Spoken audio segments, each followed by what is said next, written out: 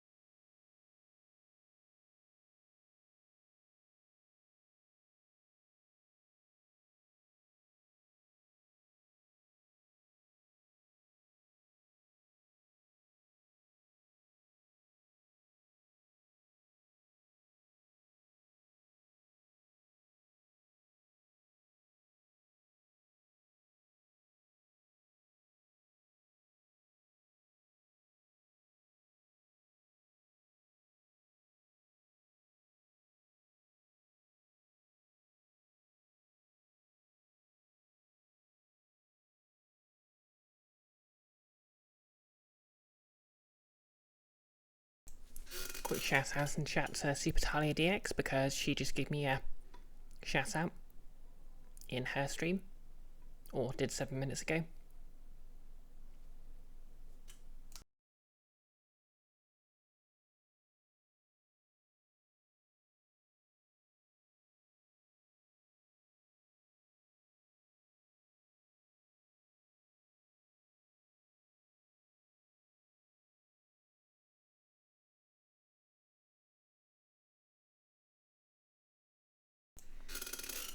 Hey Icky, and then the circle of shout outs indeed.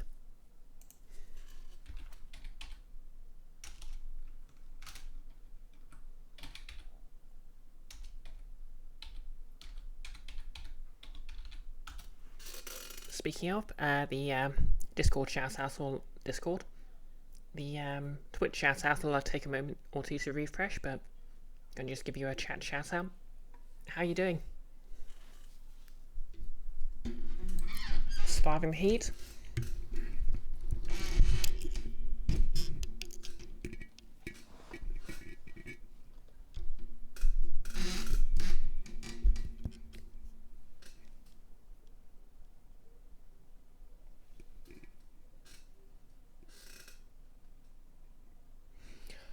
Might as well have the webcam on.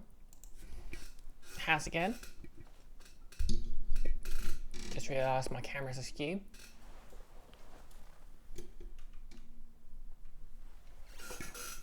Yep, that's better.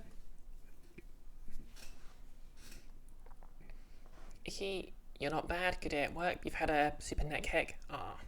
Nothing painkillers, food and a nap won't solve. Yeah, I feel like when the weather gets hotter, it's just easier to get a crick in your neck.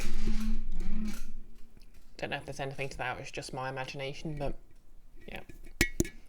Anyway, body paint wise, I'm using the same sort of mixture of body paint as I was last week, but I've gone for a more sort of subtle contouring. So no extreme dark lines, except around sort of lower down. Because one thing I sort of noticed with Chiano, who's sort of the inspiration for the body paint look on this tiefling.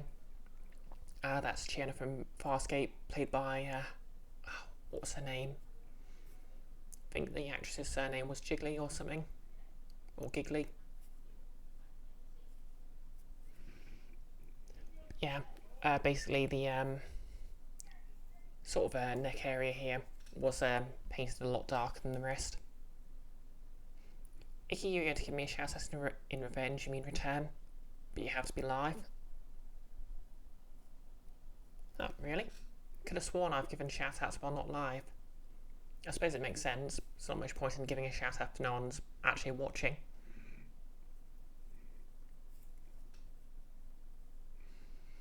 But yeah. Not really much to say, really.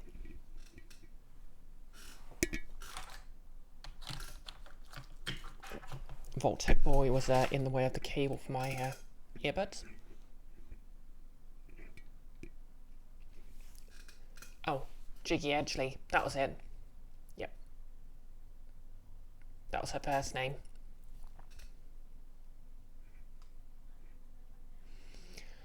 Well, everyone knows how I am with names. Not in a bad way, I'm just terrible at remembering names. Anyways, let's get going.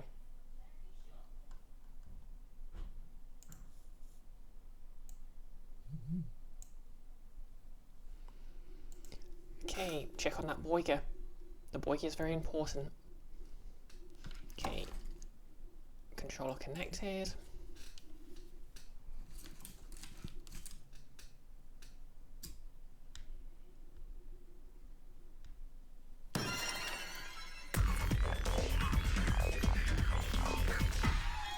Okay, looks like it's all feeding through properly.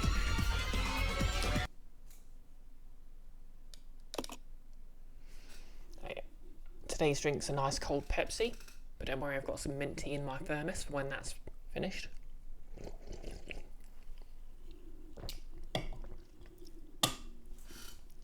I have basically no grip when I'm holding, well, when I'm wearing these, so time will tell if that was a sensible idea.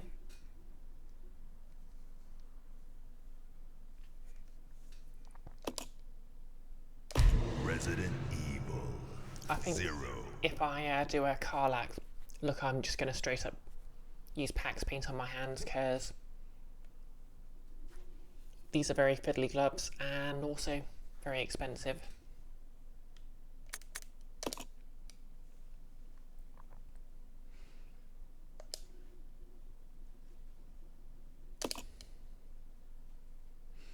Icky, you've recently discovered the joy of lightly toasting your brioche bun before serving Boiger. Please don't toast me. Unless it's in the drink sense. No, wait, no. Don't toast me in that sense either. I don't want.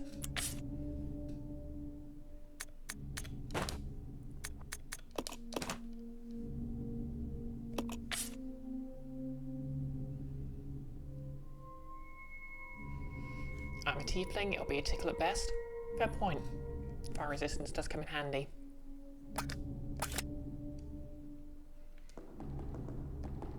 Anyway, where we finished off last, I'd acquired that battery.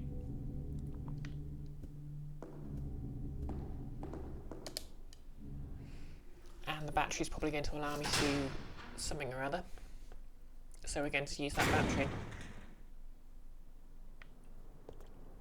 Now, there's nothing nasty out here. last time I was here, but we're just going to have a look around and double check.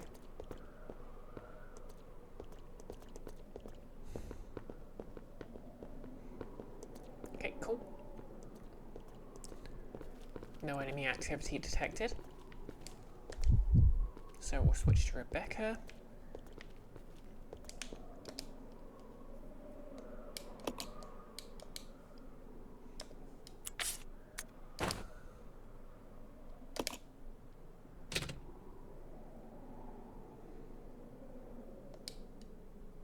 Okay, battery in place.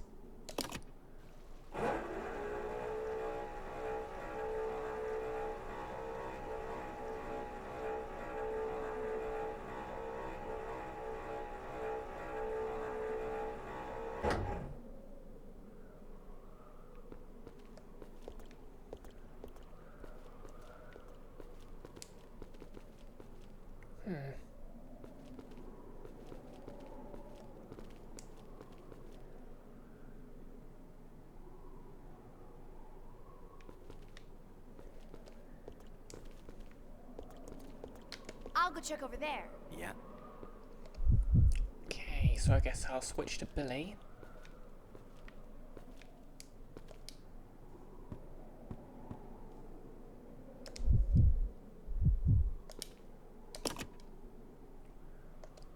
It's too dangerous to use the lift now.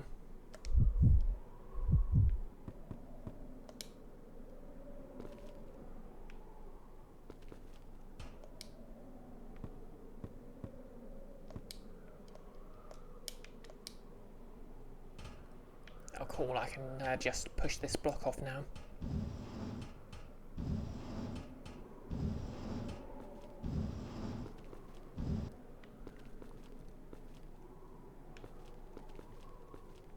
This way. Okay.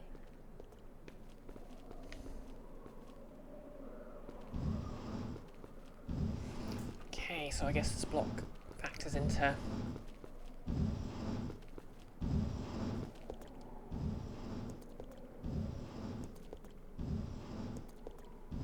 guessing the emblem somehow.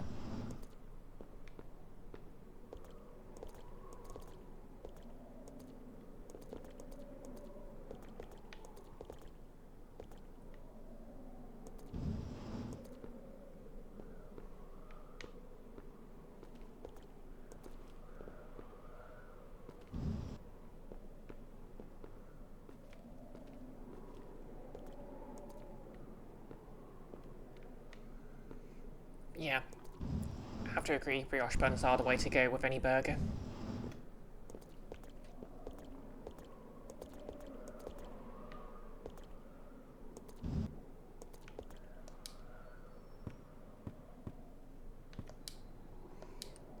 Okay.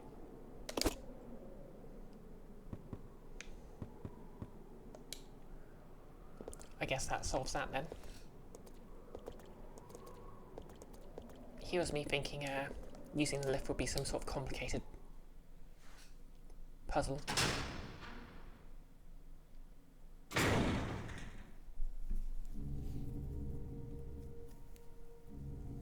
Anyway, I've got 2 of the tablets, so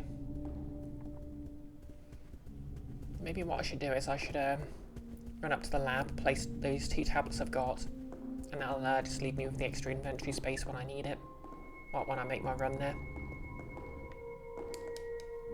Because, you know, I don't know actually what I'll be able to take with me.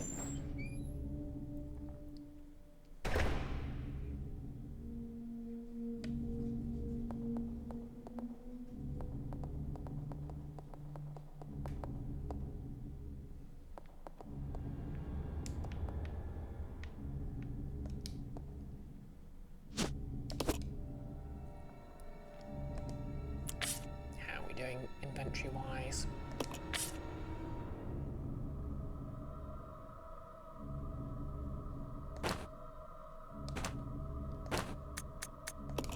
Okay, we'll leave that here.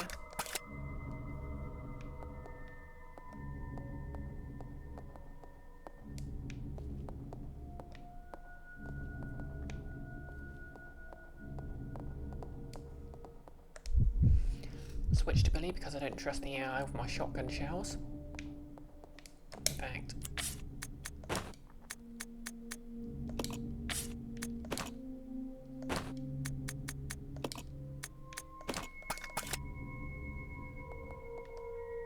I'll give Rebecca the tablets, and I'll just grab the extra shotgun shells just in case.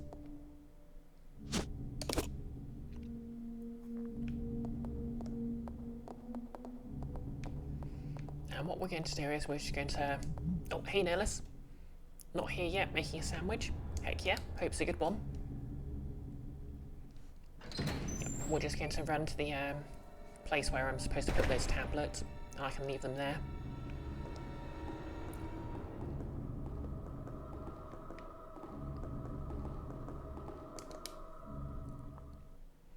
So when I make my run there, it'll save me the extra.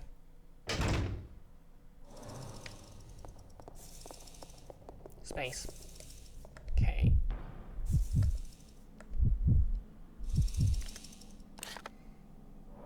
So what I need to do is make sure I run in the right direction, which is the way I'm facing right now, and just run past all of these annoying bugs.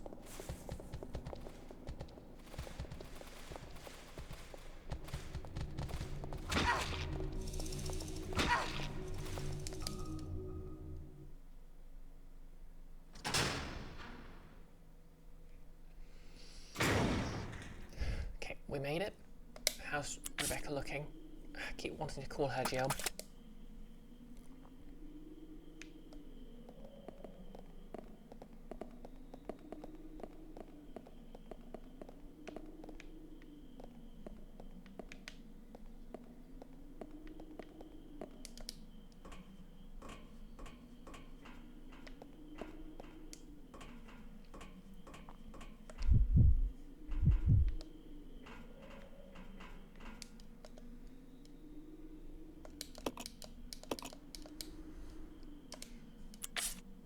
So they're three fundamental tenets. So we're just going to leave the two we've already got here, and that'll free up the inventory space when I actually make the run. We're just missing one.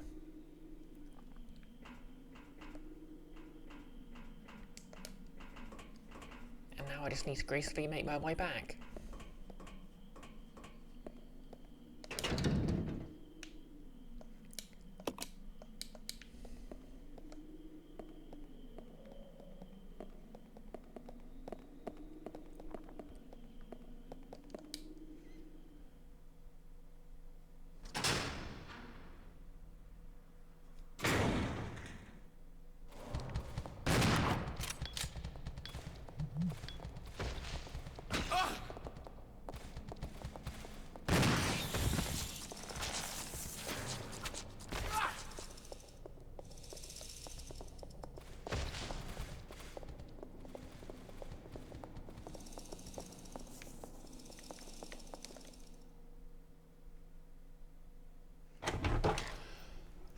That could have gone a lot worse.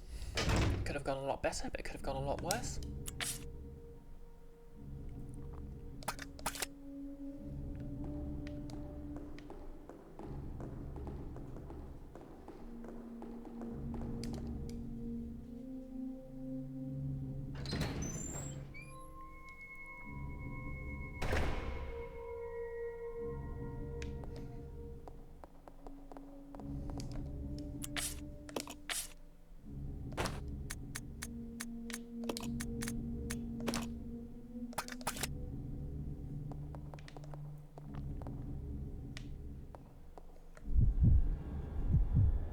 Icky, you can't remember, how am I getting on with the Abode of the Forbidden Resident Evil? I think I'm fairly far in the story right now. I'm just on the cusp of acquiring the getting into the lab, which I'm going to assume is the final area. Just need to find one more tablet. Overall, I'm enjoying it, not quite as much as Remake, like, the same complaint everyone has, the persistent item systems just... It's a neat idea, but it just doesn't work as well as the magical chess. Icky, grenade launchers can be keys, or open doors at least. Only if you're playing Dino Crisis.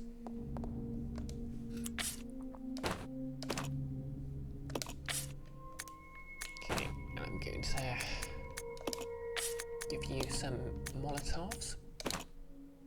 Good.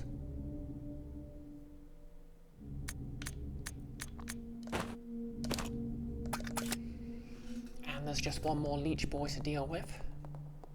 Guarding something. And I'm going to hope it's what we need.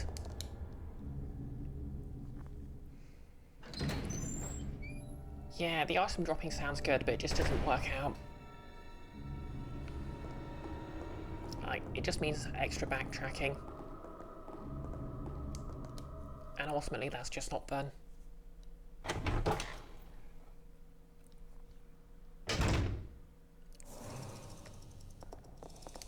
I hear them hissing. Luckily, they won't come downstairs.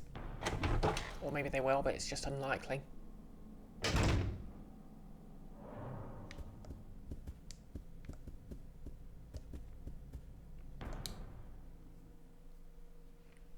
Okay, so there's a door immediately to our right, and that's the last part of this particular place we need to check out.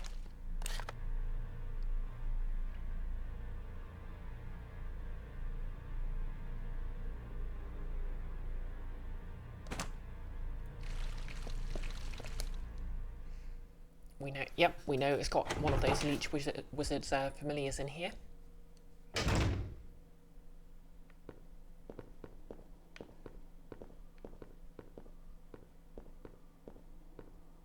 The anime leech wizard, as you call them.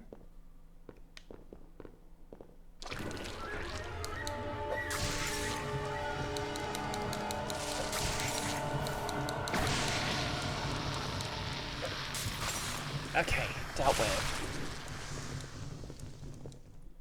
Okay, this is the room Wesker and his power in.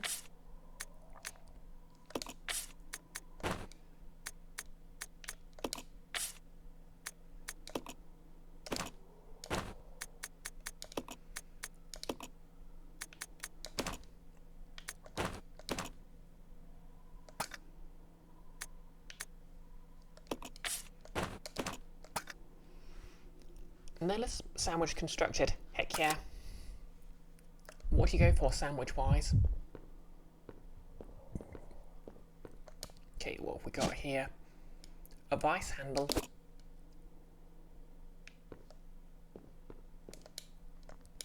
From the looks of it, someone was using these machines until very recently. Okay, is there anything else of interest in here?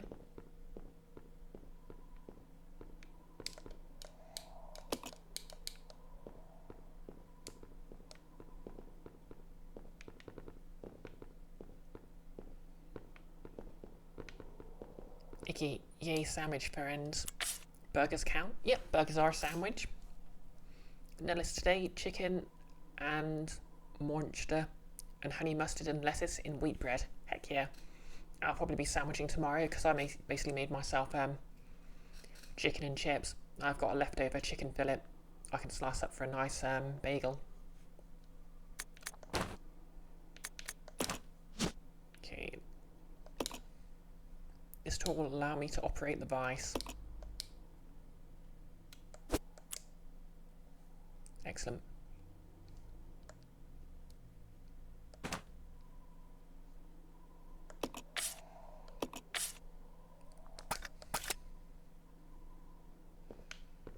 Now we just need to find ourselves a vice.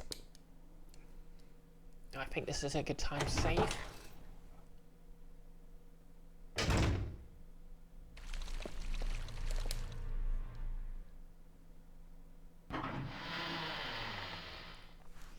Because I have no idea in hell where the vice might be. Hey Max Sting, how's it going?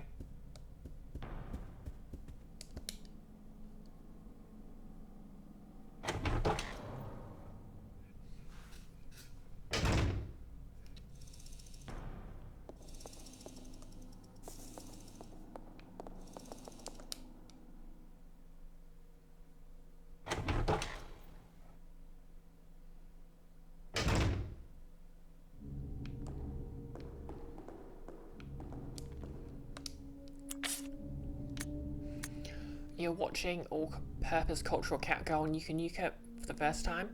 There's things you didn't like about it, but its charms are solid. Oh yeah. It's an anime I know of, but never really checked out.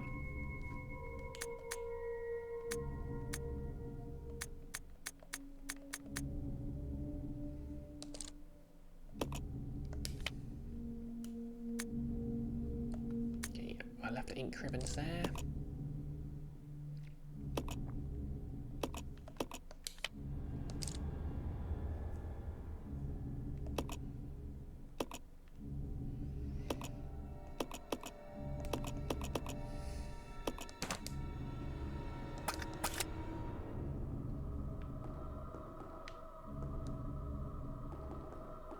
Might as well load the grenade launcher with my last acid round.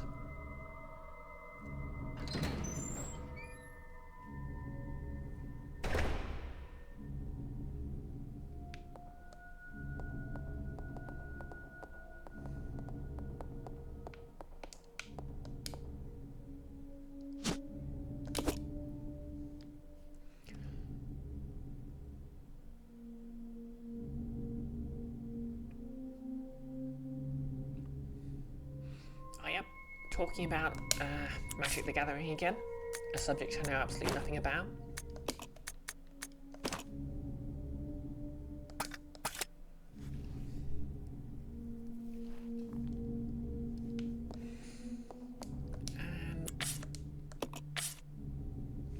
Okay, I don't think I'll need more shotgun shells,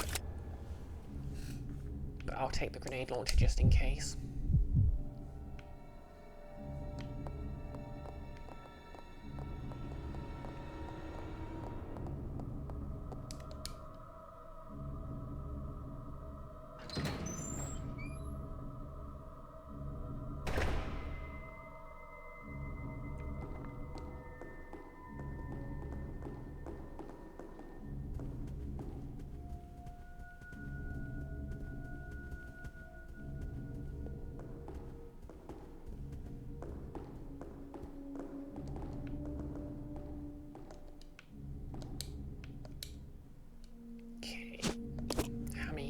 Do we have left? Two, but there's more at the other save point, so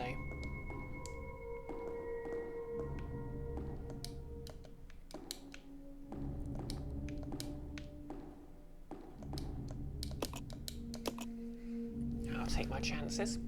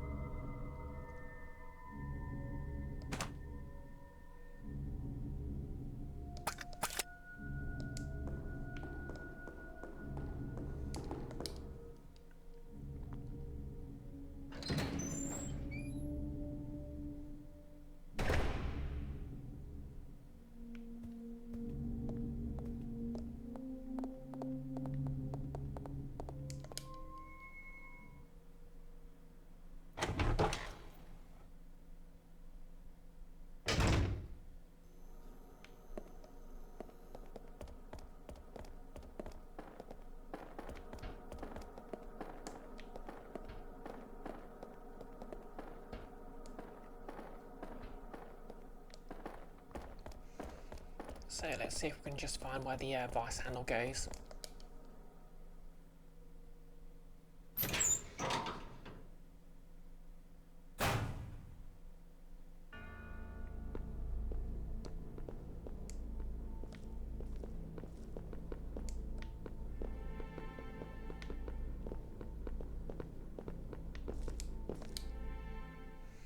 Just grab the items we left here.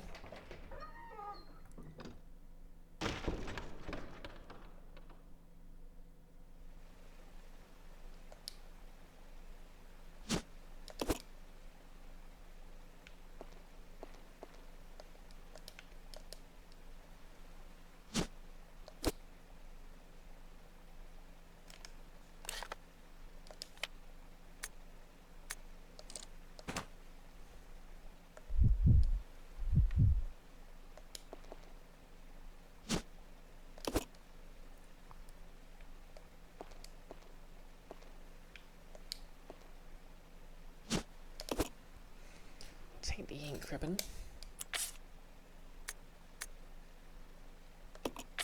Okay, my inventory's full right now, but that's fine.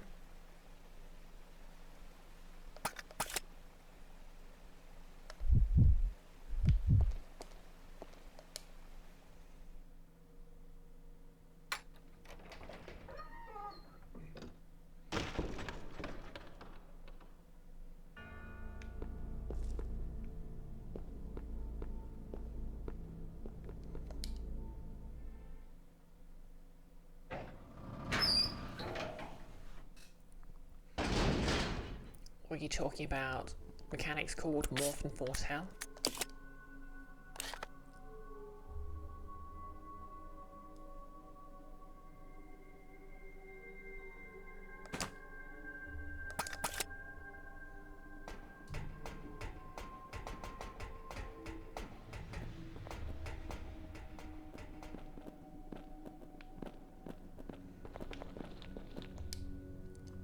Okay, so in here there were some things. Oh yeah, there was a couple of enemies and a key item, which I think I already dealt with. Yeah. I remember those jerks. Don't think there's any use for the vice handle here.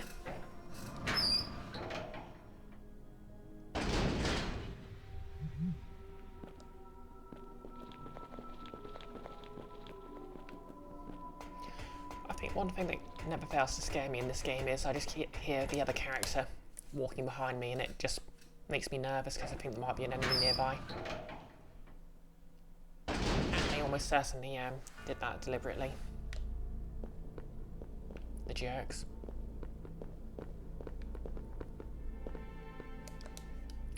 What was this way?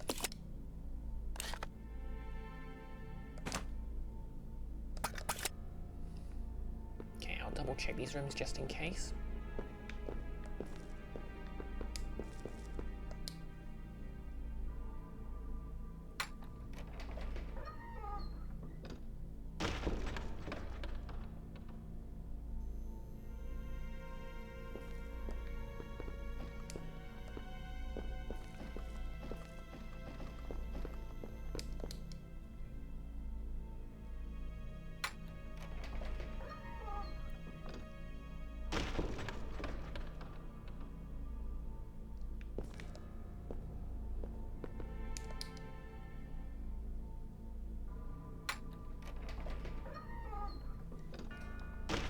Can you imagine having a bedroom down here?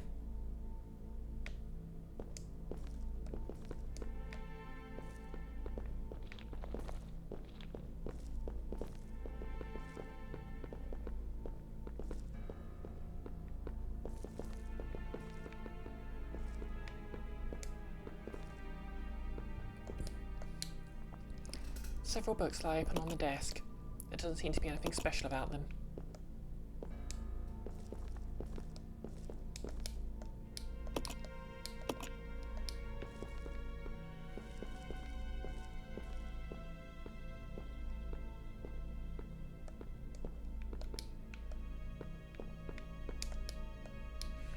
The cabinet contains various personal effects. There's nothing particularly useful inside.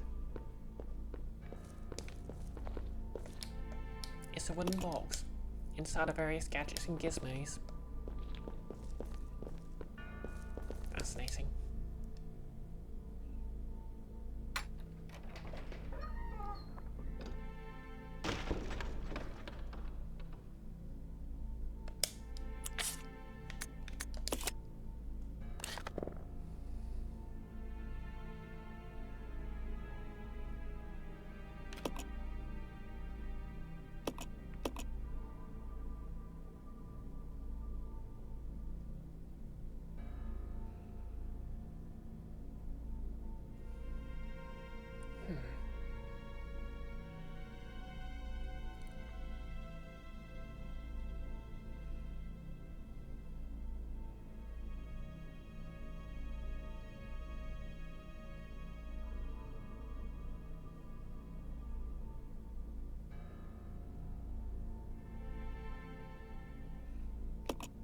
Yeah, could it have been?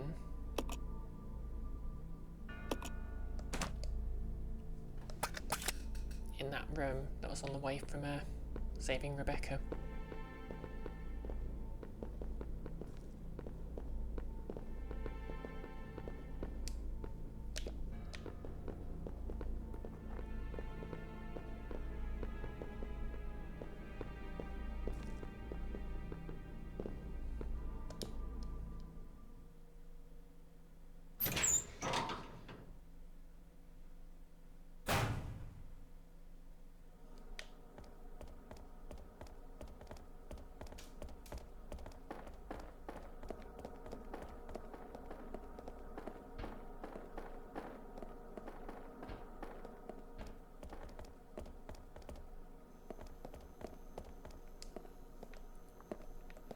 Yeah, just have another look in this room again.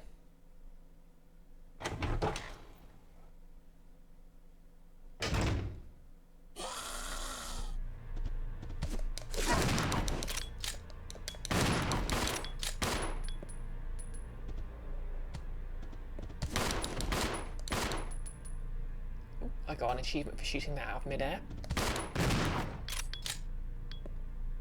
Thank goodness there isn't friendly fire in this game.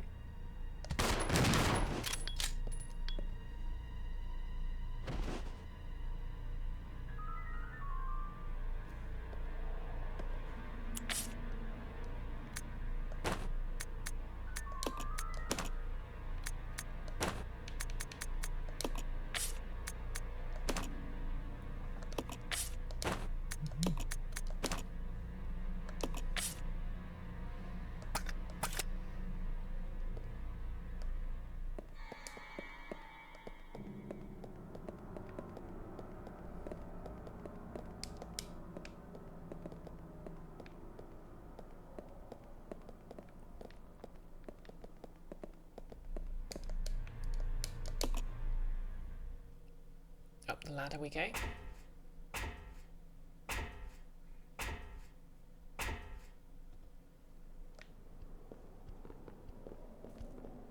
Oh, come the heck on.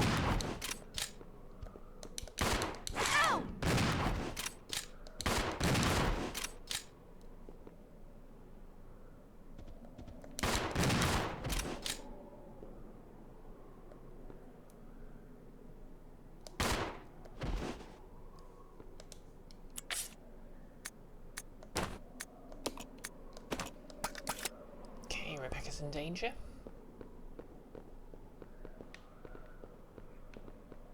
Far from ideal.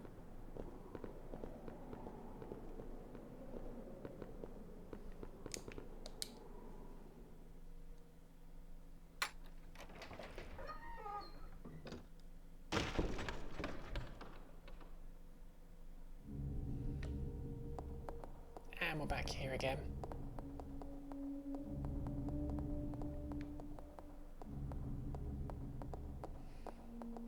Not gonna save just yet, but at the very least I'll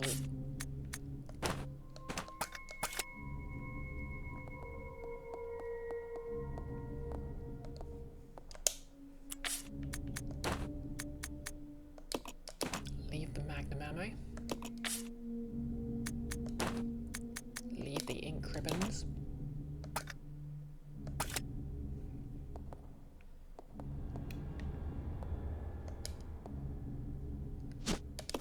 Reload the chassis.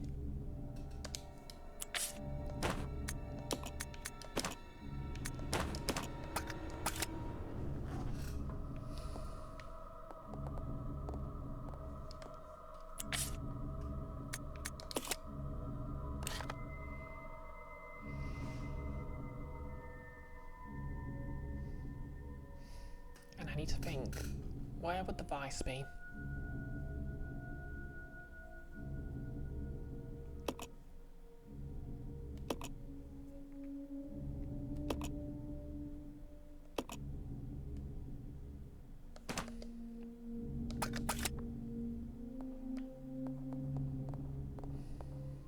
Oh yeah, I was going to try the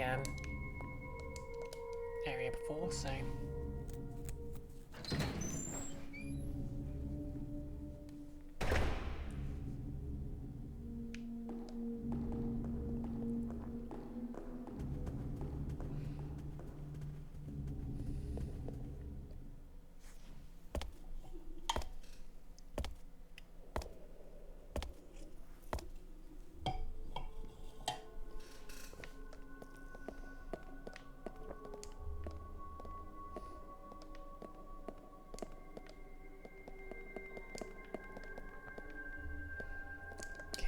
the monitor room.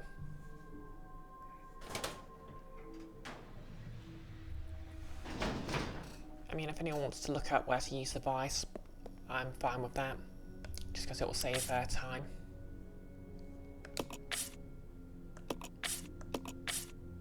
And not the vice handle.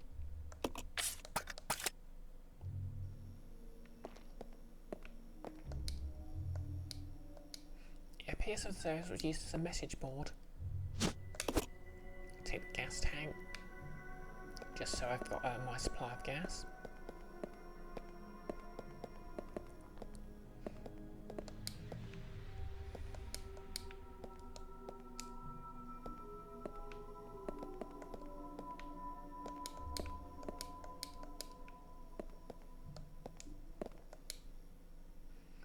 The bed is stained a dirty brown colour. You can't tell whether the stains came from dirt or blood. I'm not going to go through that door because I know there's a load of the annoying apes in there. How would I test them?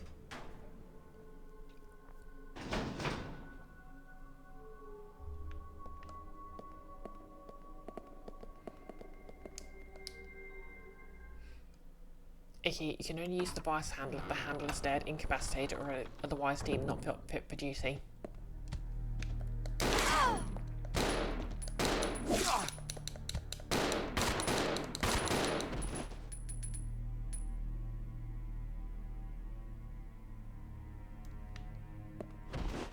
forgot that was in here.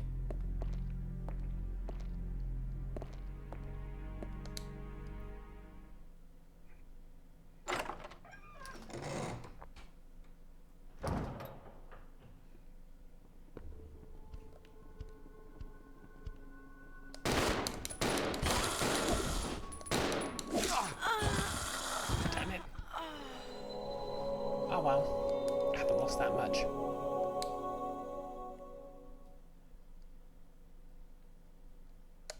Resident Evil 0. Monkey indeed.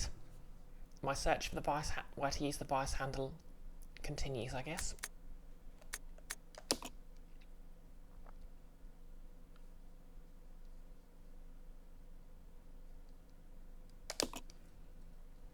At least I know where there are a bunch of very irritating damaged sponge enemies, so I can just avoid them.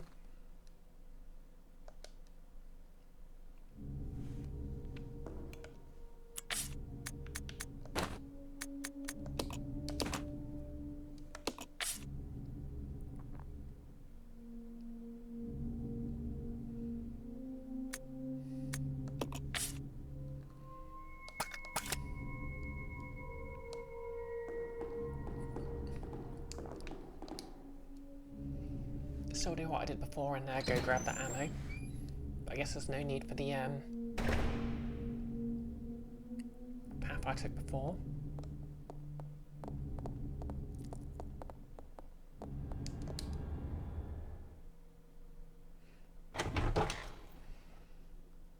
Just gonna try and remember, where did I see a vice?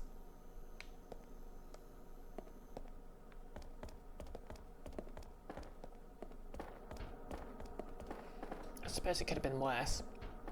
Like, if this was remake, they'd have probably spawned hunters instead of swarms of monkeys.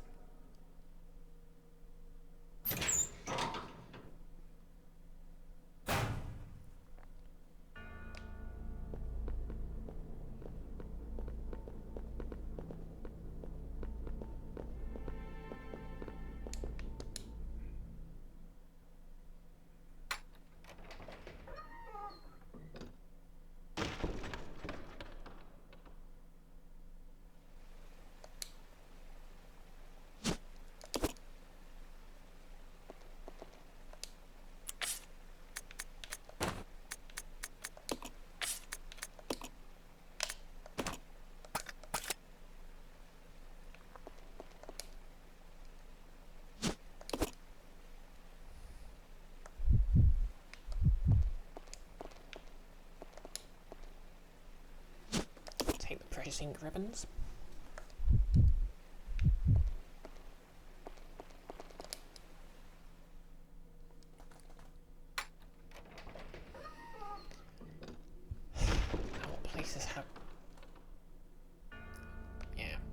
suppose there was a workshop in the area behind where I unlocked with the water key, so maybe it's there.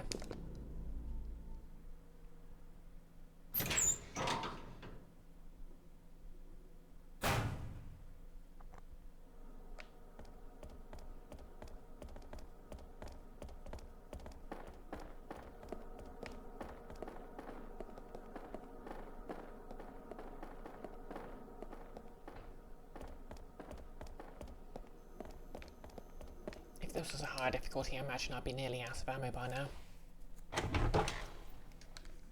Not ammo, instruments.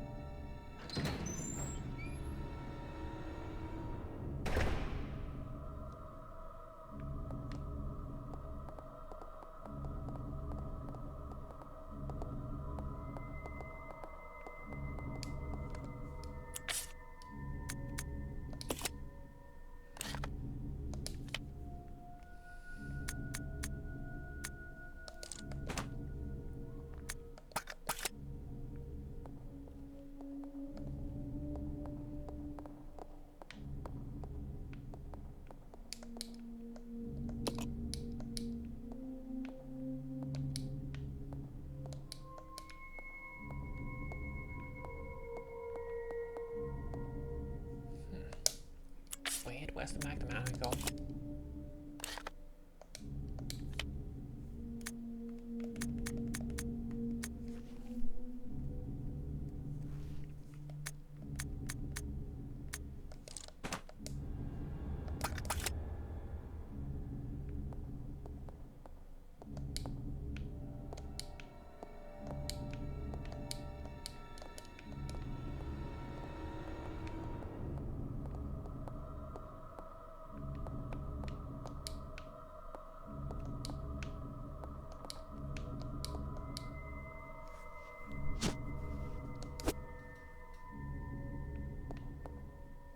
According to the map, it's right here.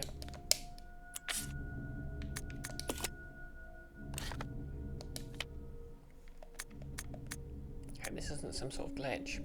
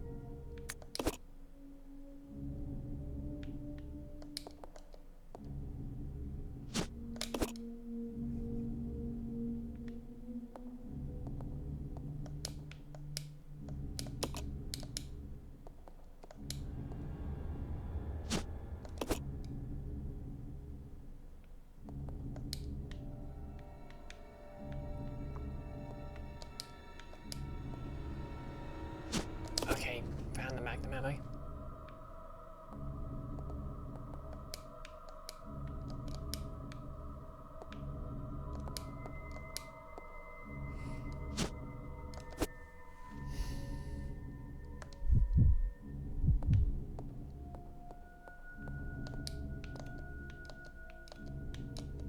Let's put these somewhere where it's easier to see.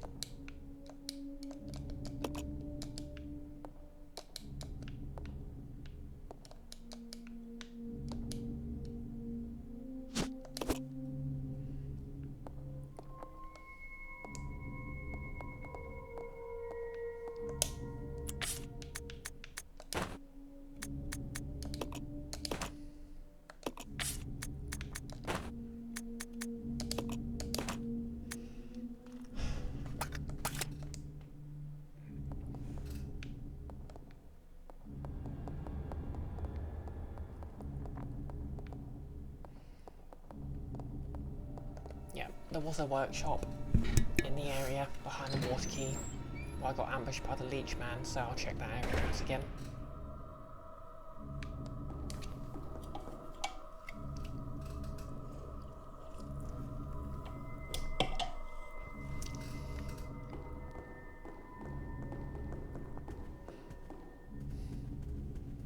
Okay, in chat you continue to speak of milling. Now that's a term I recognise.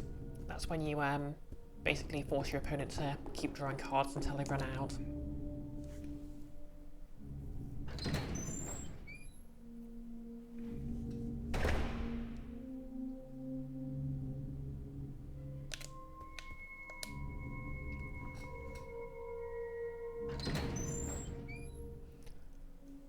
Unless I'm wrong in that respect.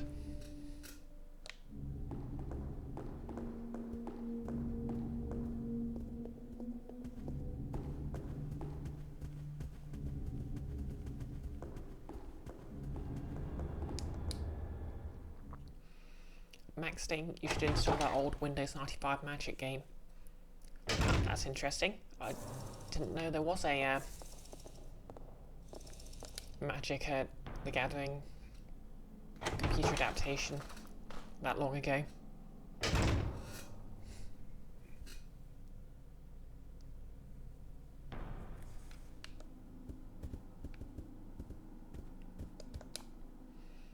Okay, just gonna make a run for it down the corridor.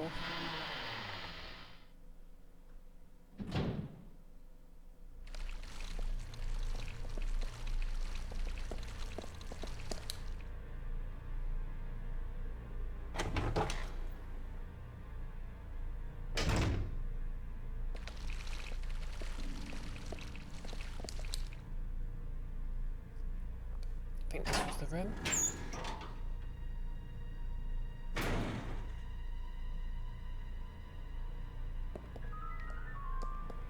Yep, this is a very workshop looking place. Let's see if we can find somewhere. Almost all the equipment here looks badly worn. Some of the machines are even showing traces of rust.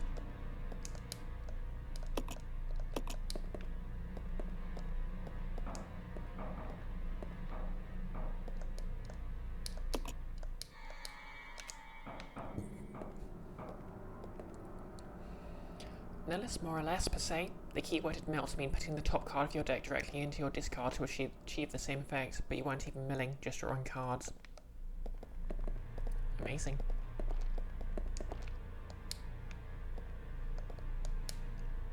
This assortment of laboratory equipment doesn't seem to be anything of interest.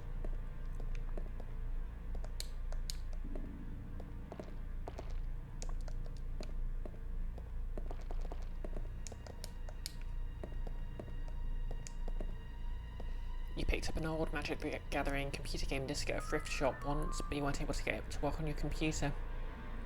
Asking Maxting if the game they're talking about has a red mana symbol on the disc.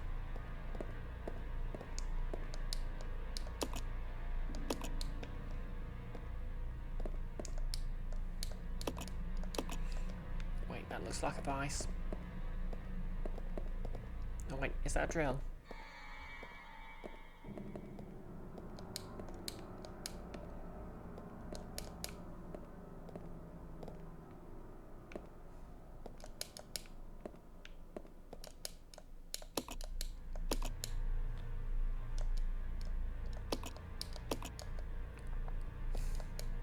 close to a drill.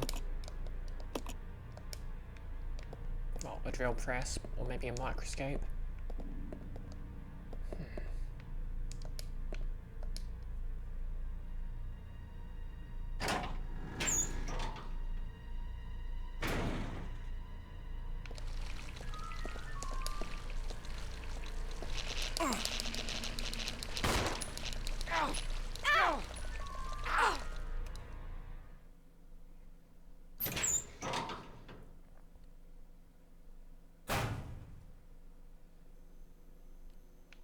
Okay, let's have a look around here.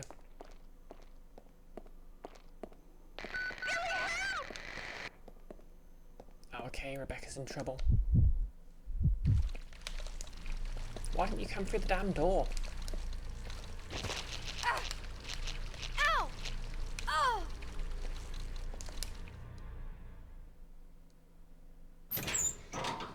I guess you were stuck in the traps animation.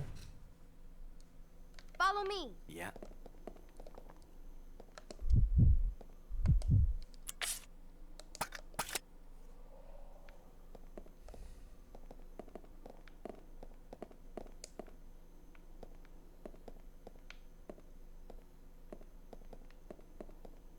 Okay, that looks like a vice. The vice is gripping a tablet. The handle is missing, rendering the vice unusable. Okay, we're in business.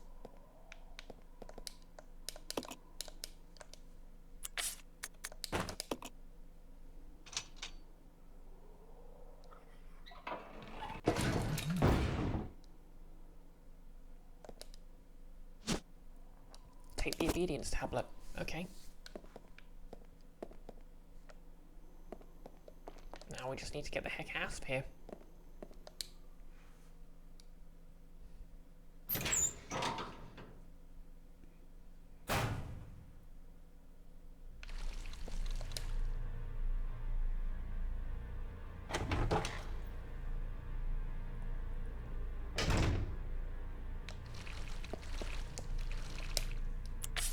Which way was out again?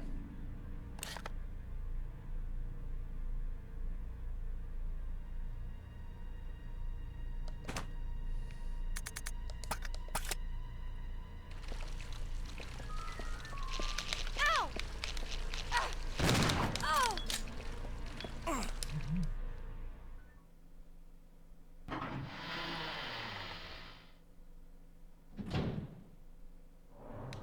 Oh, come on, Billy.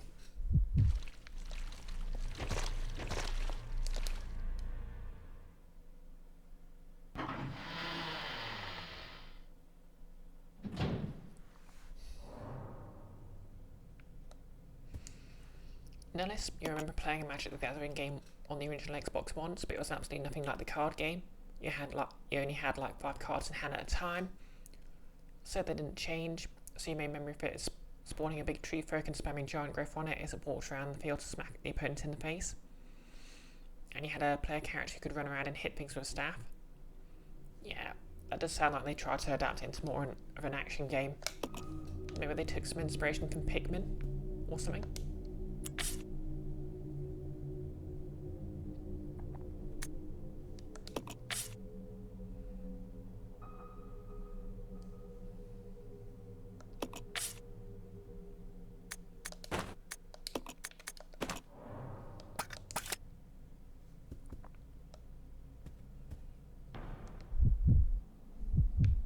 This way. Okay.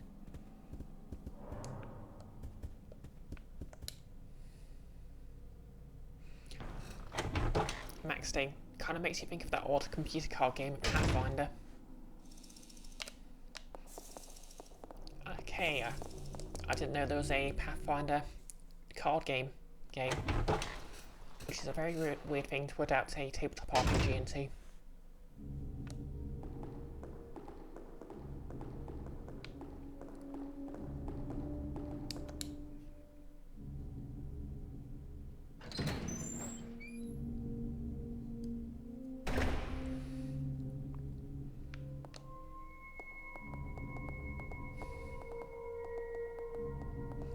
Okay, now do I want to save?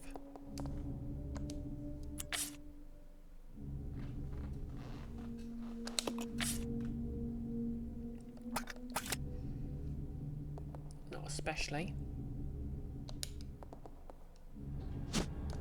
But I will take the Magnum ammo. Worst case scenario, now I know where the where to use the vice handle. I can basically do that all again a lot quicker. So let's just place that last tablet and see what the next area has in store for us. Can't remember who did the video essay, but I remember a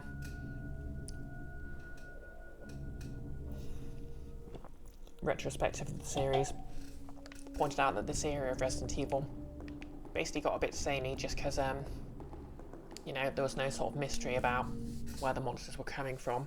It was just a matter of, oh, okay, I wonder what to quote the video, I wonder what Umbrella's got in store for me this time. But of course, Resident Evil 7 sort of changed things up a bit more and made it scary again. And 8 leaned into the camp, and I'm actually kind of excited to see what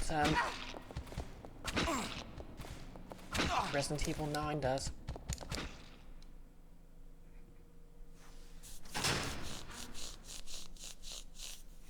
Now, fighting games can get so much weirder than conventional. Oh, come on, Billy! What is wrong with you?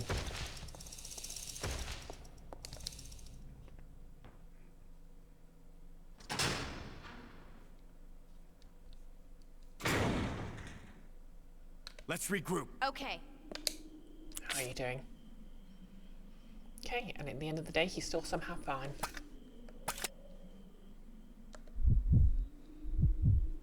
Press Ricard? Yeah, it could have been Nerd Gervais. I'm sort of imagining the line in his cadence. Max Sting, you played Bushido Blade.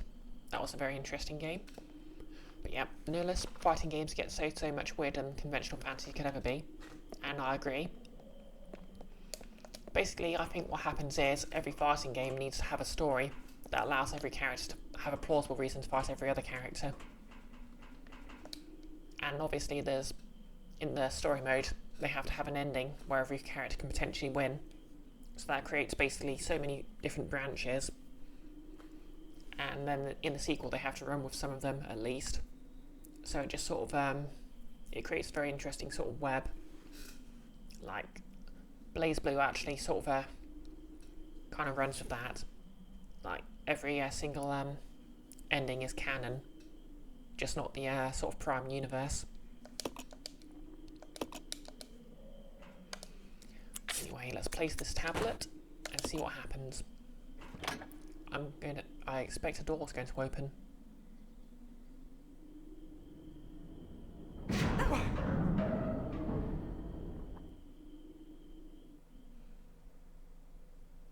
Okay, that's a bit more substantial than the door opening.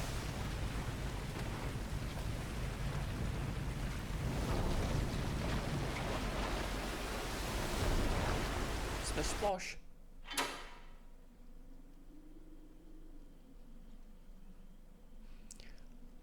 Okay, achievement unlocked. Training facility complete. And it says, get this, complete the training facility.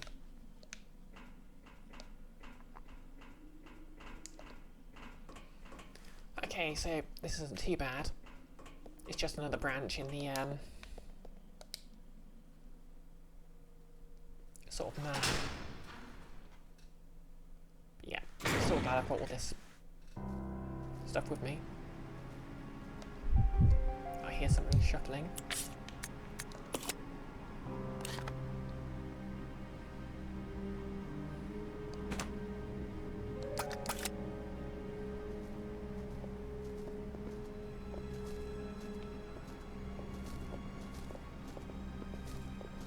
Okay, bats. We're just running from these bats.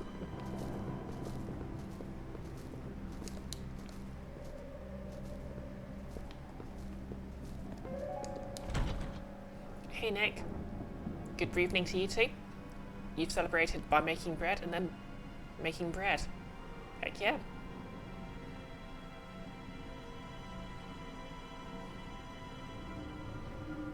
How's your weekend?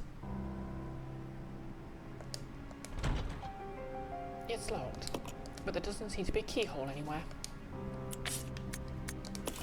Oh yeah.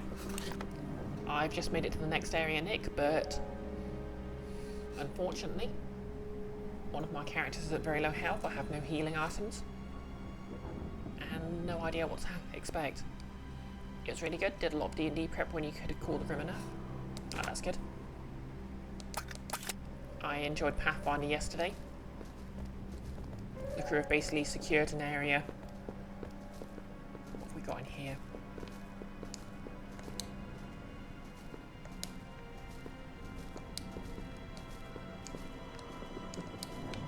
Nothing for now. To challenge the art villain.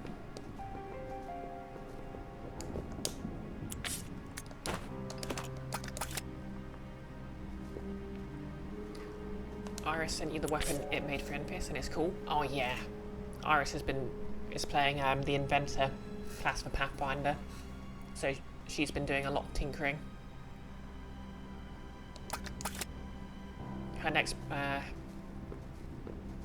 next thing she's working on is something she was going to make for Glek, Enfys' character, but decided to make for Keith's character. Just because it fits him, and it's going to be a bit more useful for him. Doesn't seem to be getting any power.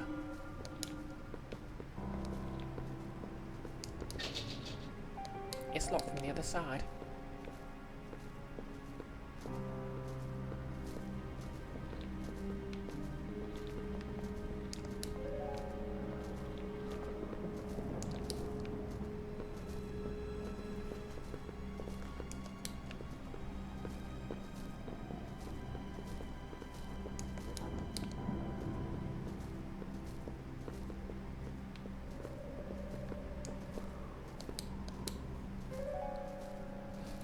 Maxting. Last time you tried to play Pathfinder with another group, you were a bad fit because you weren't playing a whimsical door kick with no sense of self-preservation, and you were told, "You're playing fighters wrong. If you want to play a coward, play a wizard." Okay, that sounds like a table I do not want to bother with. Prez Ricard, you've dabbled in fighting games without ever getting all that good. You do enjoy watching other people play them though? Yeah, same. I mean, I kind of like BlazBlue and Guilty Gear and Arc System Works games, just aesthetically speaking, but I'm not very good at them myself. Like, I absolutely love the characters and story in BlazBlue. And of course I love Bridget as much as the next trans girl. Nick, can you recommend starting a large community of TTRPG enthusiasts and setting up a West Marches game? Then you'll end up with 4 games a week and severe burnout. Brackets flippant. Yeah. Oh yeah, sorry, I meant basket. I don't know why you typed brisket. Max Sting, the person who said that, did apologise, since it was apparently instantly clearly overstepped, but it was symptomatic of the bad fit. Fair enough. Still, not a good look.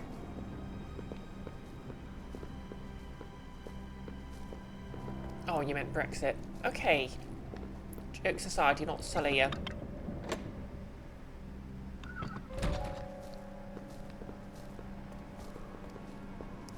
Bridget's name. That's taking the joke too far.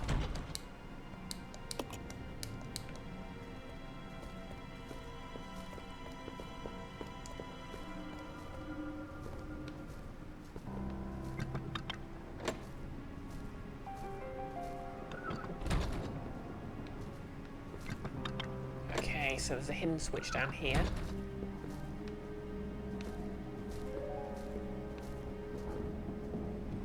But the question is, who do I send in and who do I leave?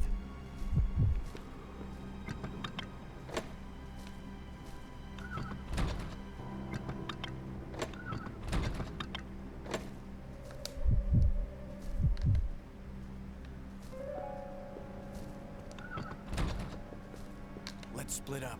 Roger.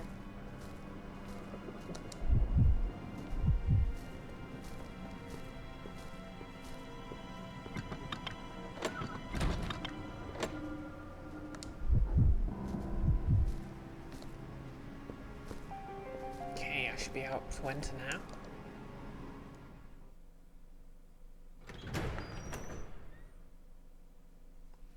Nick, sorry Bree, she's British, she's pre-sullied. You make a fair point.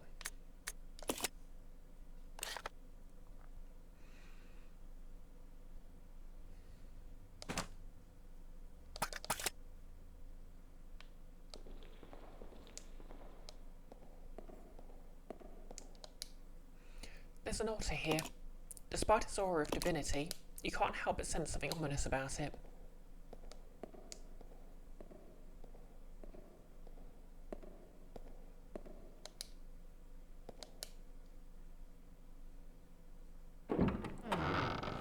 Maxting, no, Sully's a completely different Brit. Okay, save point.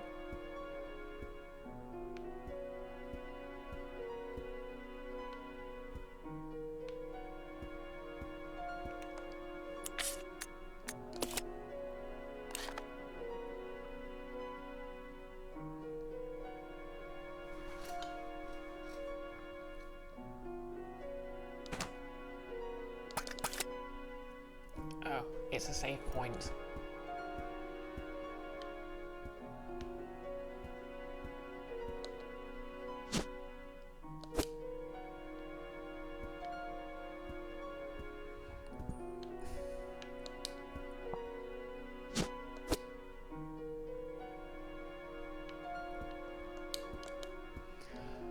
Press your card. How many times have they reworked Symmetra now? At least 3.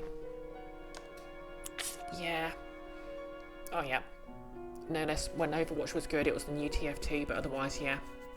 It got to the point where they wouldn't stop introducing new characters and completely reworking the old ones. Yeah, I don't think reworking was the main issue for me.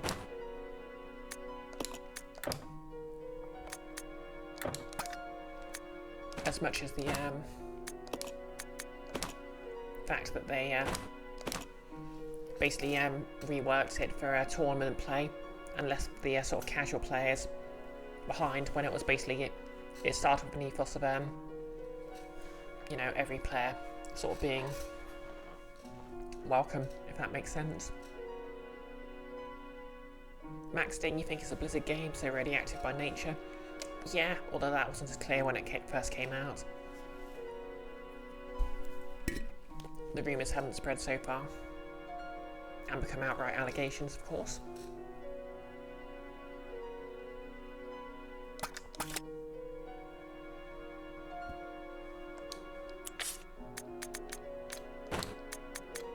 Okay, I'll leave my precious magnum ammo here.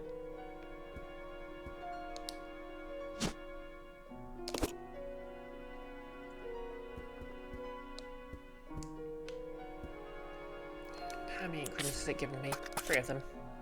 I might as well save.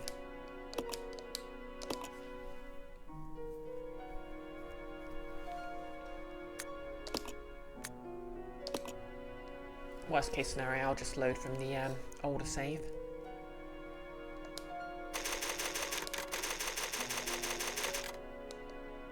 But you know, that church has boss battle written all over it. And I'm kind of sad I don't have the grenade launcher with me now.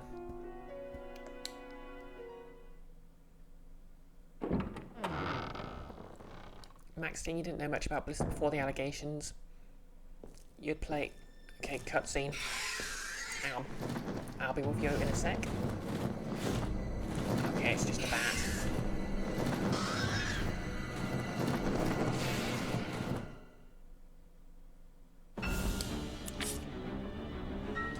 Maxine, you didn't know much about Blizzard before the allegations. You'd played approximately 5 minutes of World of Warcraft and 50 minutes of Lost Vikings.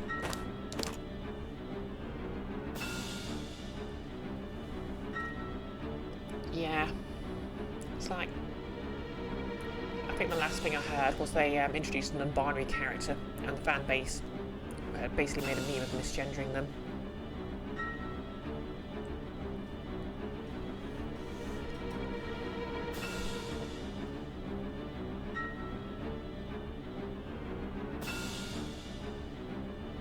Nick, you swear to effing God fan bases. Yeah, exactly. Okay.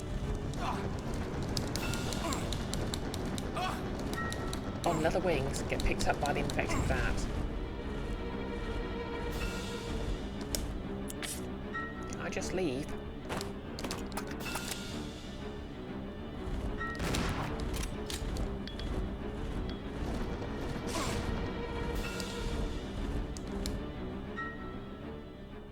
I can just leave.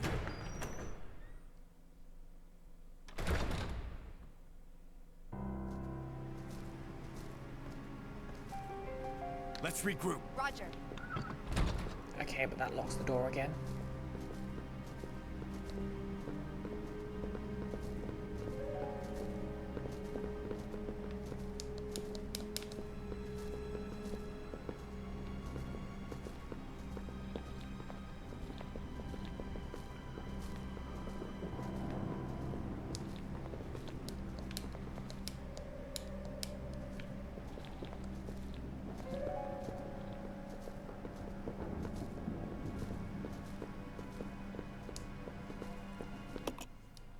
Okay, I'll quit the game, load up the save room. It looks like my only way forward is to somehow Resident fight and Evil defeat the bat. 0.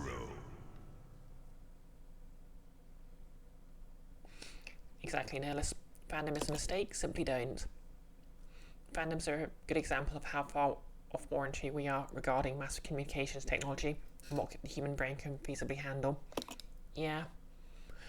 I think it doesn't help that, like, a lot of the sort of initial player base of the game had abandoned it, so it was more sort of tech bro-y again.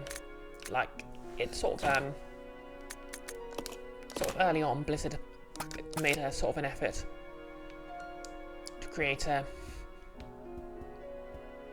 space for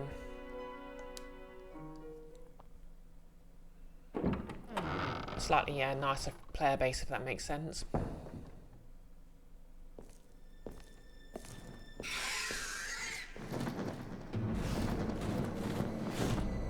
But they sort of drove them off eventually. Okay, we're just going to shotgun it.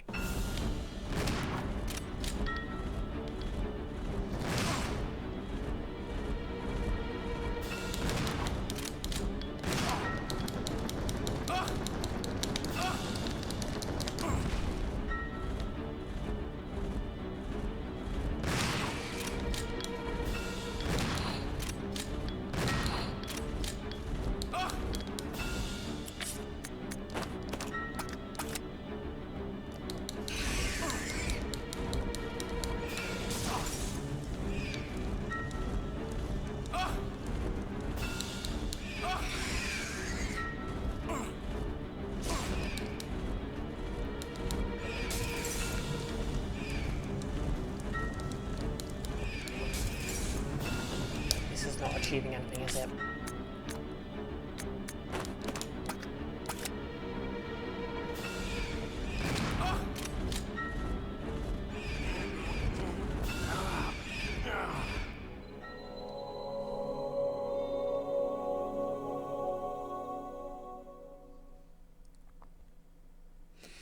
Nihilus, yield goddamned bats. Exactly. Resident Evil 0. No one likes bats. Press Ricard, win or lose, you always end Overwatch matches drained and frustrated. You didn't have any attachment to Blizzard beforehand anyway. Made it easier to quit.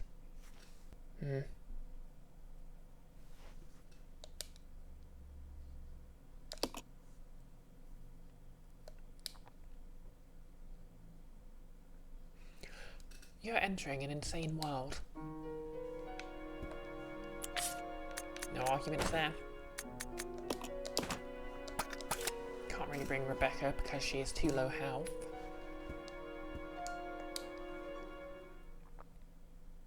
I think the main issue here is it's going to be next to impossible to target the main bat without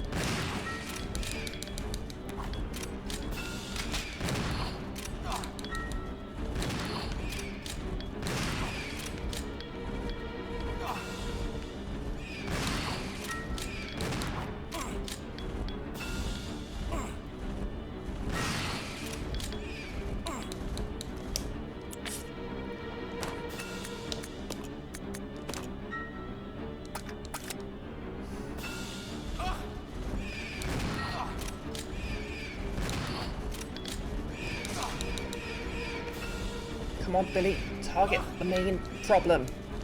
You're a big man, boy. You can do this.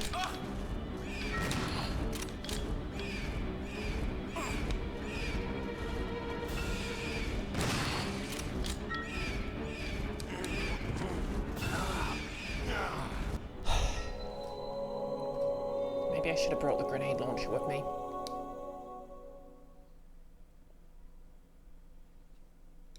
Resident Evil 0. Okay, new plan. Since I can leave, I'll go back to Rebecca, borrow the grenade launcher.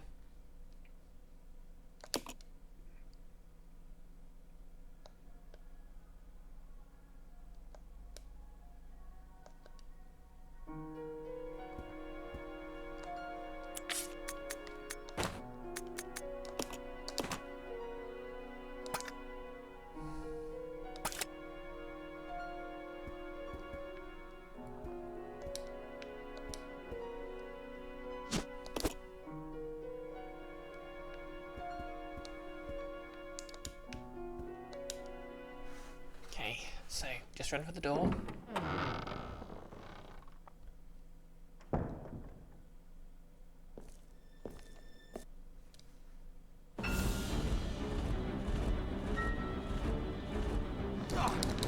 No, this is exactly the opposite of what I need. Get off me.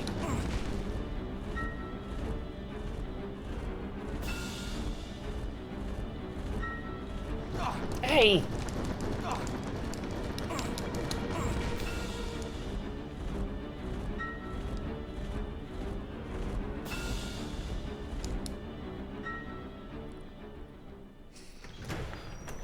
I do not like this bat one bit.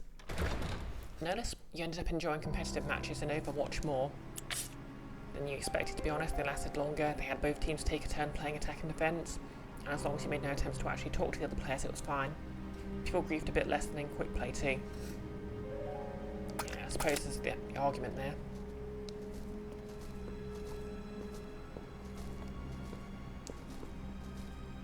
Okay, let's do some swapping.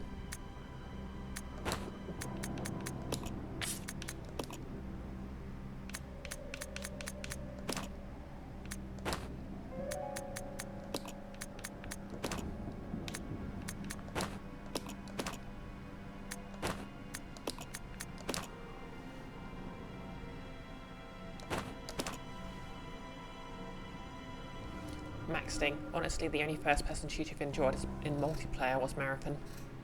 Oh yeah, and that was basically a Doom clone Bungie made. Wow, back when they were called Doom clones, back now we would just call them FPSs. Nihilus, you still quick cold turkey when you got enough comp perks to get Zarya's golden weapon. Yeah, I basically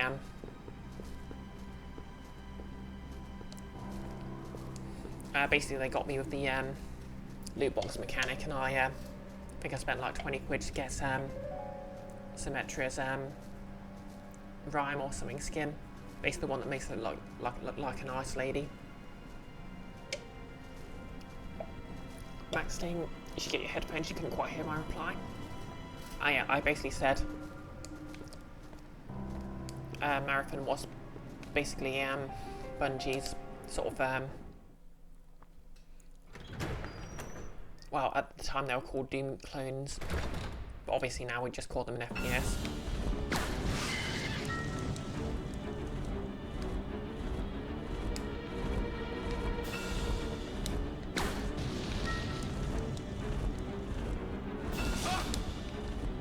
You're making yourself hard to hit and it's very rude.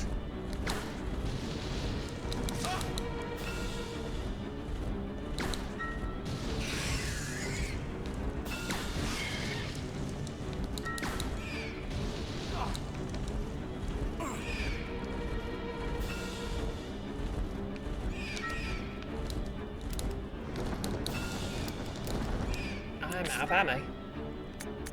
Of course I am.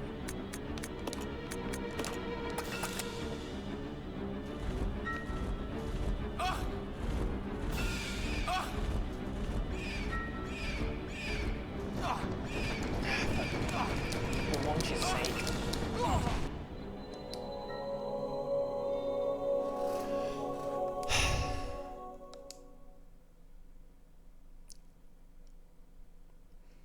Maxting, Marathon and Doom were close contemporaries. Marathon always brought something to the table Doom couldn't, be a closer equivalent to 3D. Actually 2.5D with potential for 180-degree circles, and dual-wielding alternate fire. Yeah. Resident Evil. I think the main thing about Marathon was it was a Mac exclusive.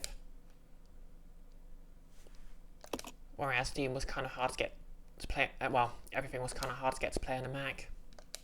It's basically where the reputation of Macs as non-gaming machines came from. Though I suppose you could argue the IBM standard PC was something of an accident.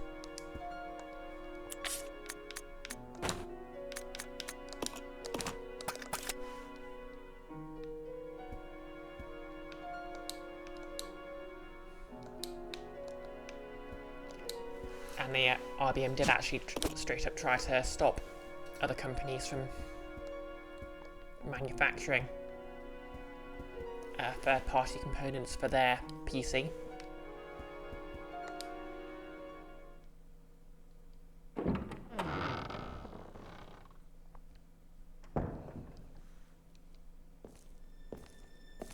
Yeah. Classic days of Doom.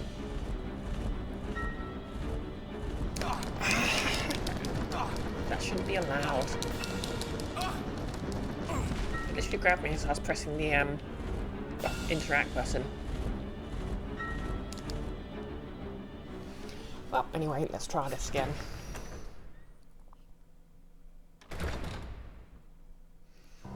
He didn't have access to a Mac for a long time, so Marathon's a rare treat when you got to try it.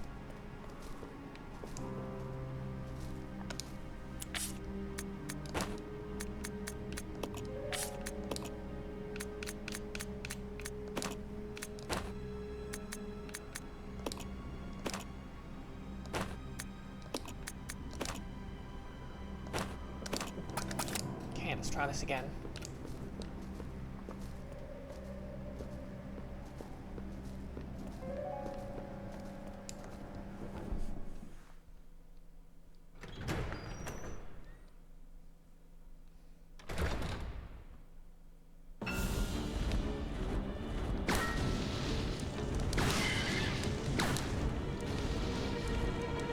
That thing is annoying to hit.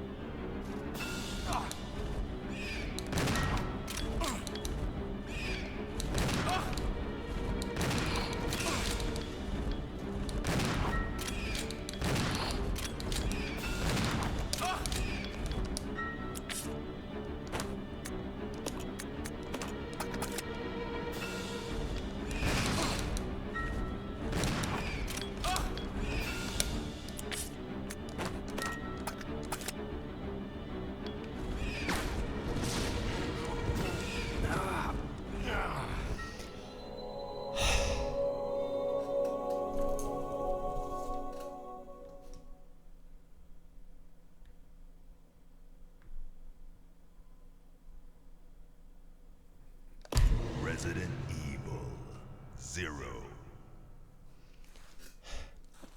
Ironically, this reminds me of how annoying the bat boss in the Mod Ends Review was. I don't know what it is about bat bosses, but I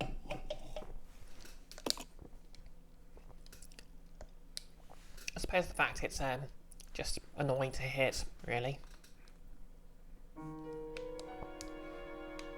I mean, the one in the Wild Ends Review is even worse just because of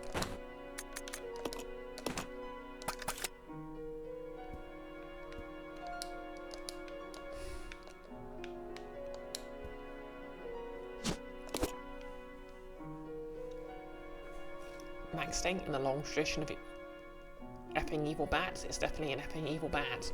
Exactly. I can't exactly rationalise it, but I blame Ozzy Osbourne.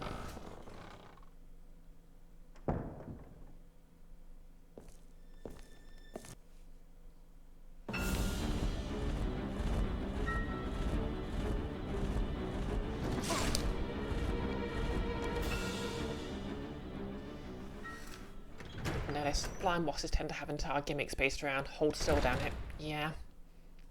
Doesn't help that the aim mechanics are absolutely awful for fast-moving creatures. Max Ding. Revenge upon the rest of the world for the public eating one of their own. Exactly. We could have been chill with bats, but no.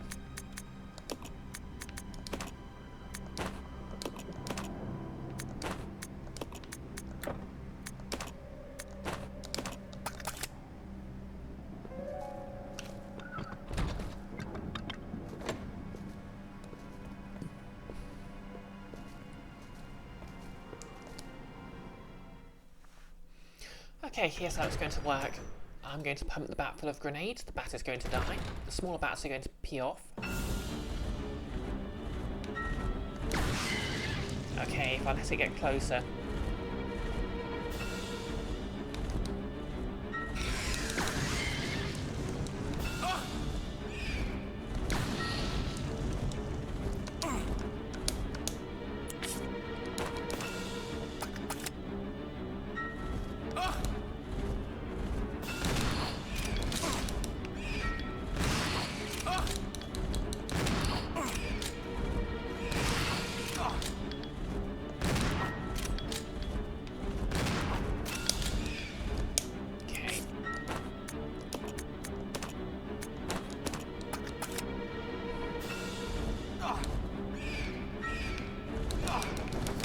No, get me down.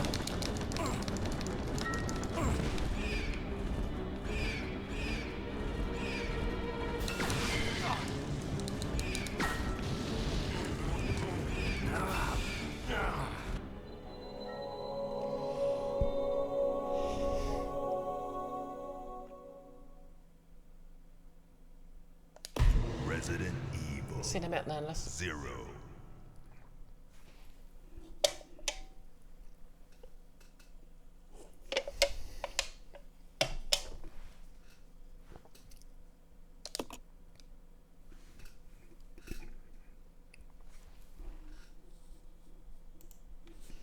Kind of a shame, because, you know, the goth game of the average bat is amazing. There should be trans allies. We could have had it all, but no.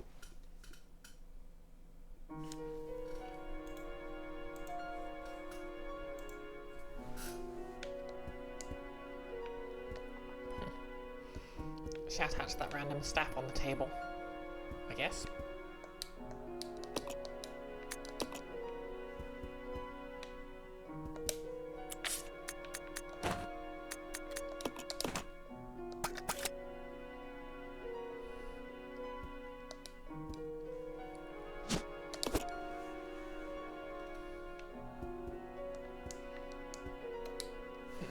You know, thinking about it, maybe I should bring the pistol instead of the shotgun. It'd be a lot easier to use to pick off the smaller bats.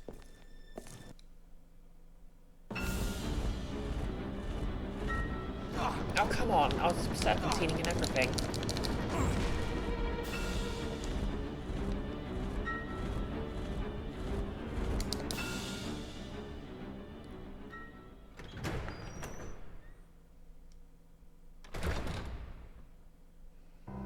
Maybe shooting it to make it back off would have been a better move. Oh well.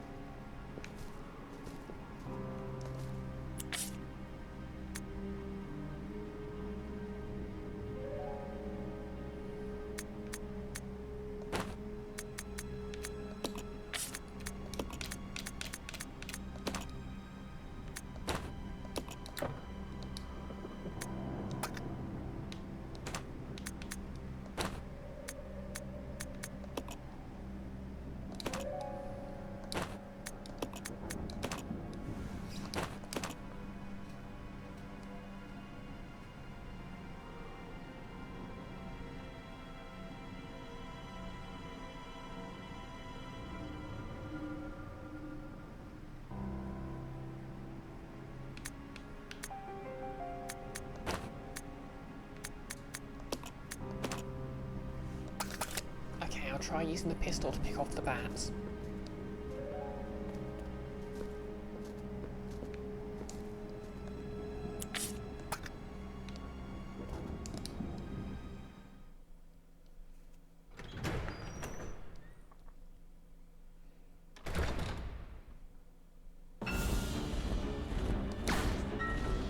on.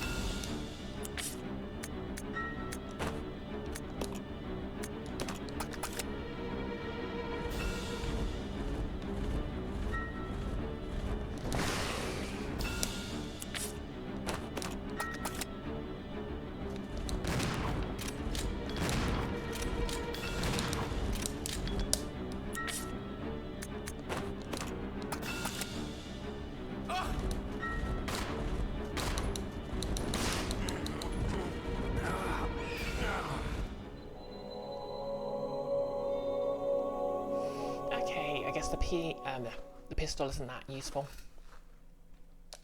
Resident Evil 0.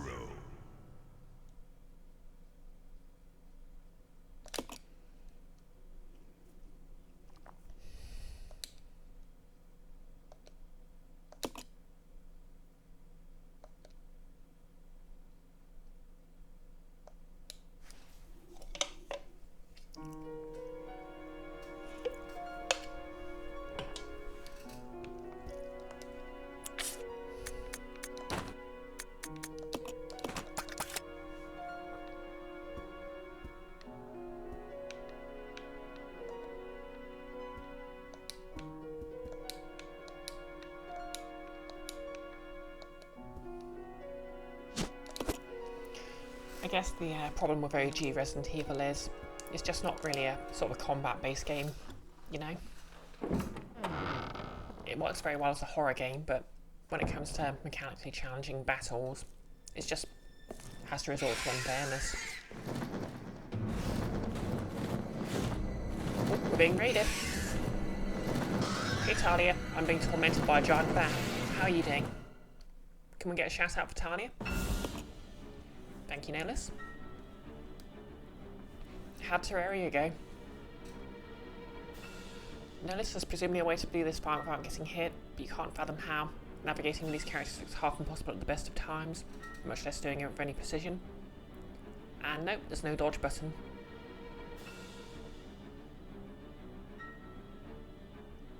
Meowdy indeed, Talia. It's kind of at odds with its combat mechanics. Yeah, it's supposed to be difficult, but it's mostly supposed to be about, you know, having to worry about the amount of ammo you've got left, not...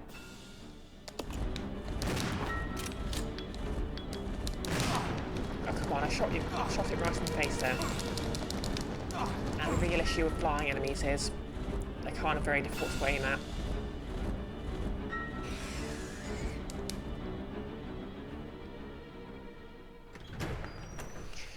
Still, it's only the 1 hour 40 minute mark, so I'm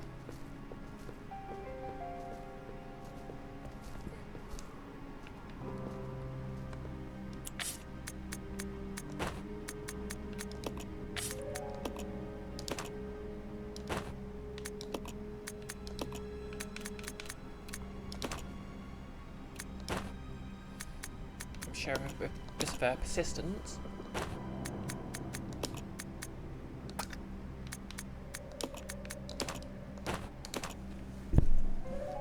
Friendship and this grenade launcher I found. No, it's like the reverse of D&D, which is at odds with literally every other facet of itself. Yeah.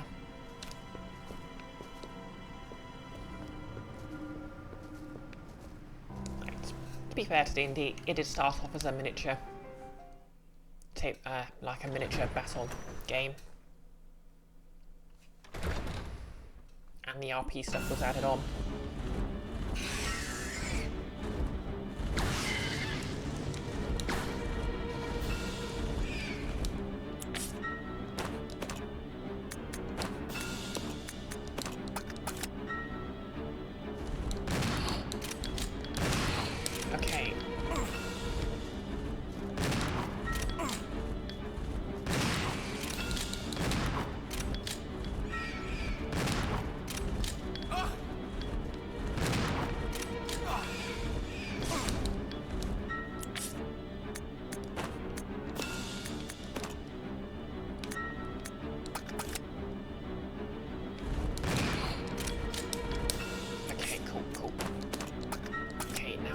shot at the bat again.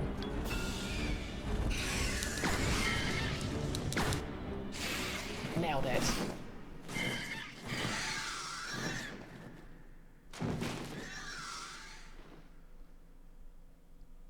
Are the bats still there? Nope. Okay, achievement unlocked. Die, Devil Bird. Defeat the infected bat.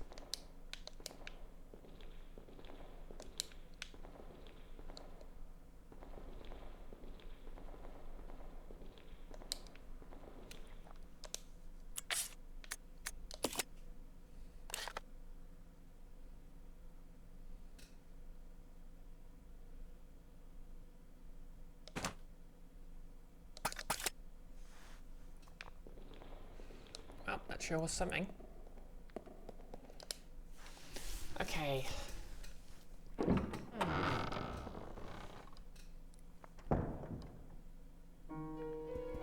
So.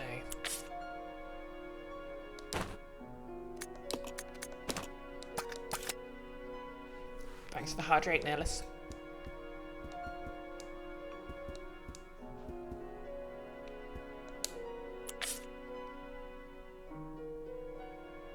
And the posture check.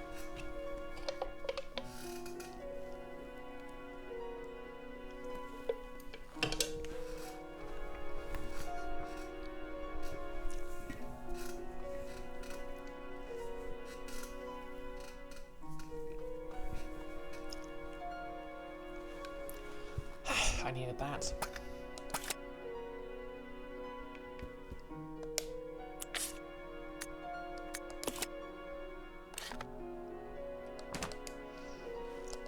I'm not sure if killing the bats achieved anything, but maybe I should save just in case.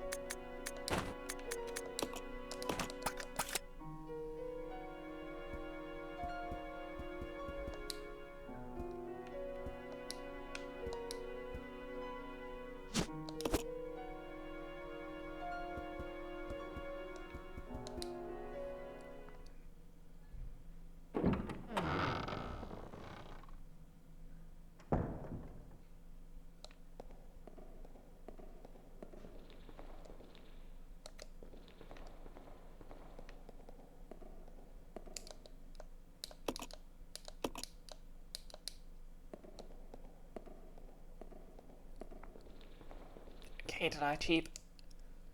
It looks like I could use something to get up there. Ah. Looks like I need the grapple hook again.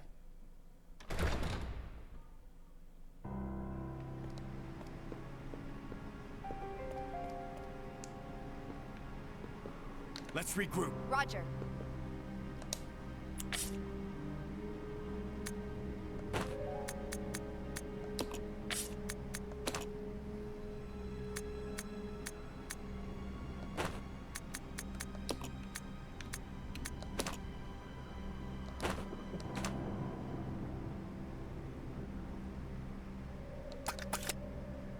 Okay, back to the main hall we go.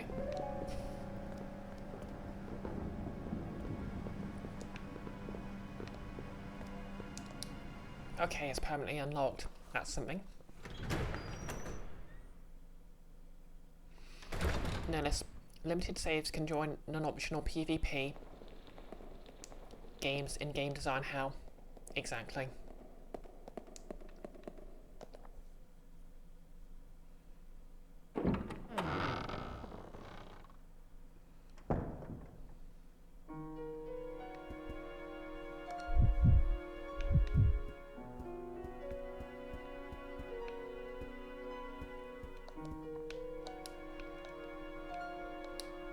whatever lies ahead, I hope it's some healing items.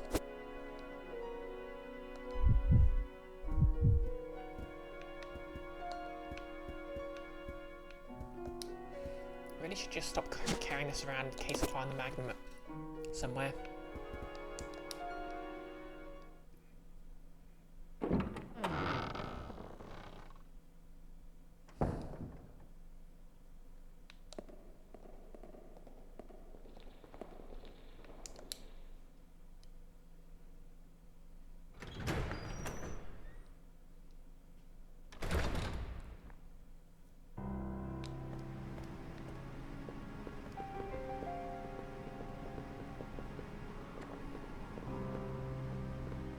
Really wish you would offer me some healing items. Just a crumb of healing items, please, sir. Especially since there's like a gauntlet of enemies ahead of me.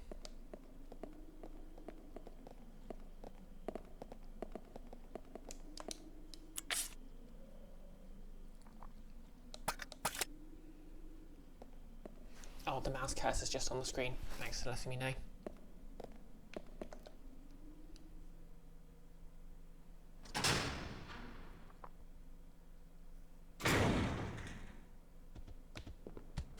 Oh!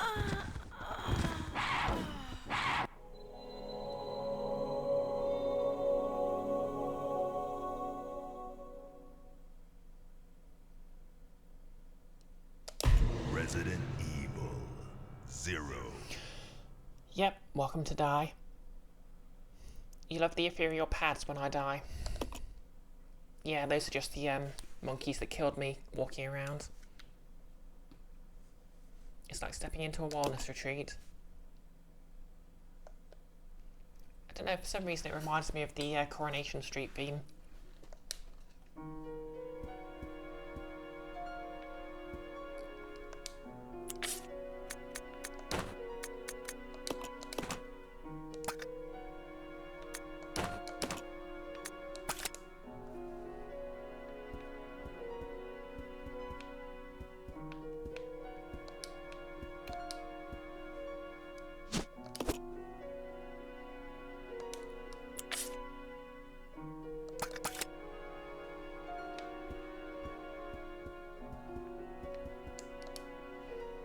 Dennis, welcome to Ukuk, Barks Your Face Off. Exactly. Max Ding personally has got a Maison Ikuku background theme in your head. Not familiar. Icky, if Coronation Street had a zombie outbreak storyline, you'd tune in. I mean, that would basically turn out like Pride and Prejudice and zombies, wouldn't it?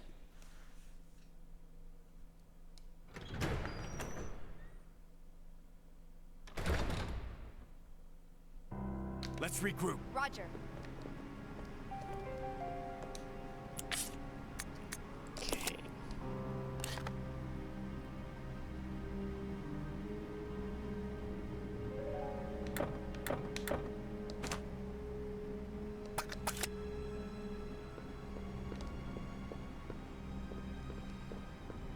Have I mentioned how much I hate those apes?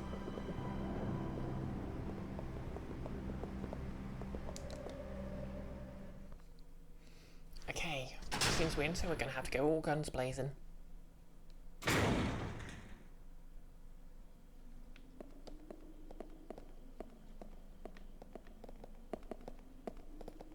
Suppose this is karma for how I was irritated at the presence of the bugs, but still.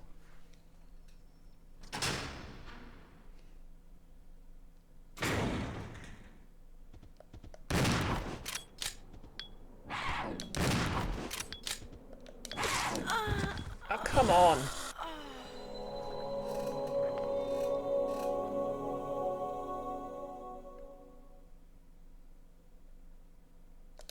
Resident Evil 0.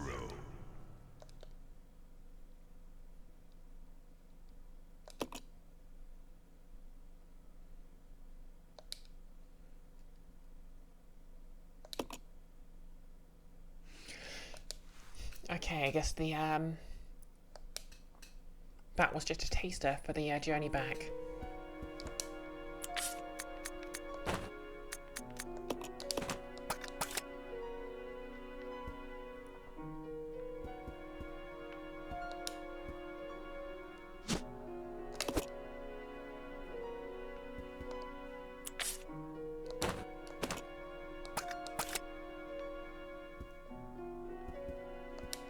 Exactly, notice. Quick aim at the thing I can't see with the gun I can't tell where I'm pointing.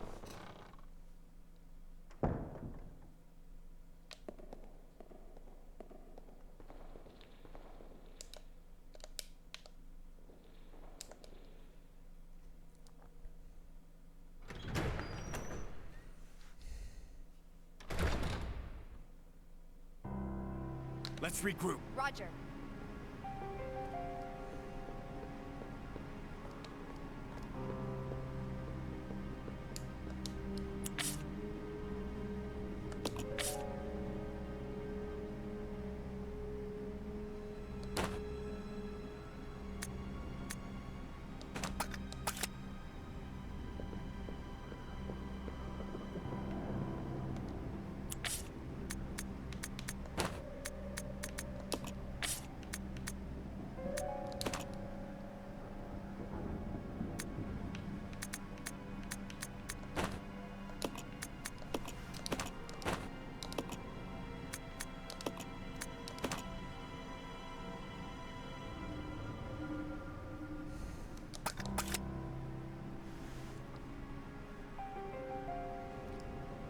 Notice you want to make a sarcastic itch.io game that's just tank controls, fixed camera shooter and call it that.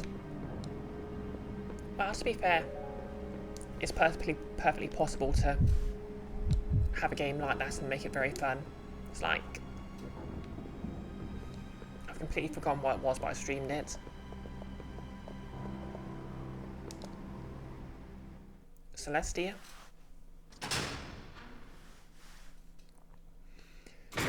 The one with the lesbian dating the robot. You know the one I mean. Because obviously that made the player character explicitly an android and sort of justified the mechanics because she was just relying on her automatic systems.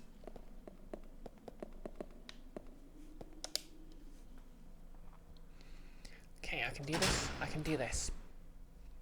I'm a strong, confident woman.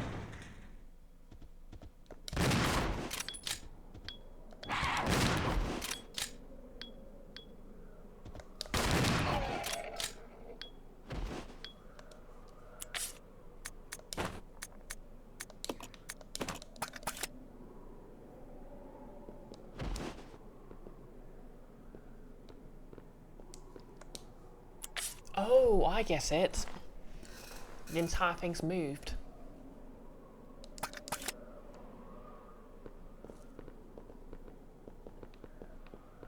So now I have a shortcut back to the conference room. That's pretty neat, actually.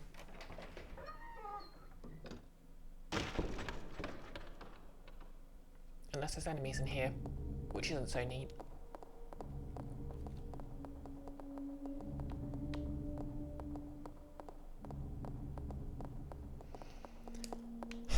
Well.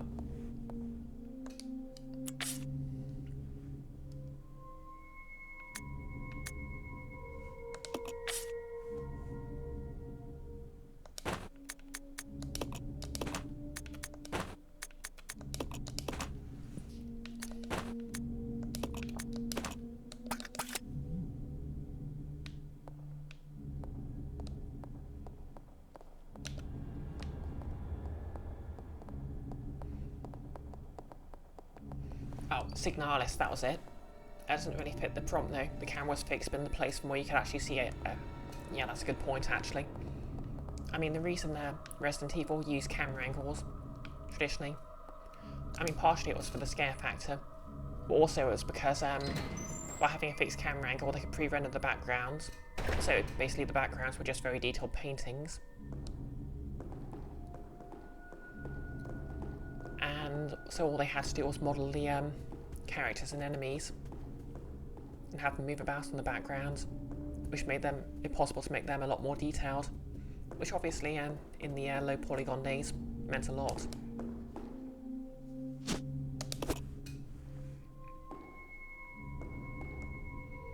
Yeah, we can only hope when Rebecca goes up there.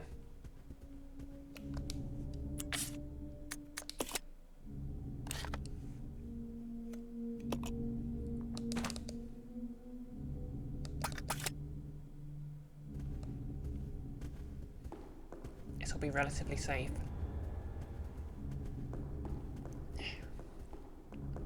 And I literally saved just a few minutes ago. I think I'm going to save.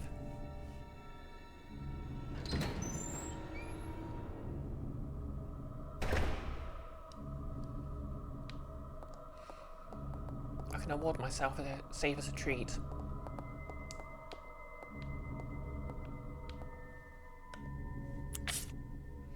Because I suspect if I keep having to do the entire gauntlet of getting through those apes, I'm going to hurt myself or someone else.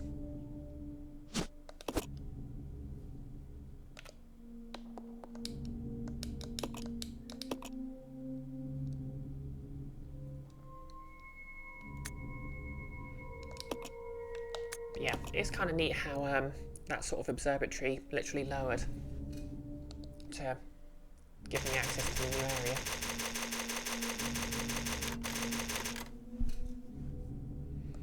Now this second person camera.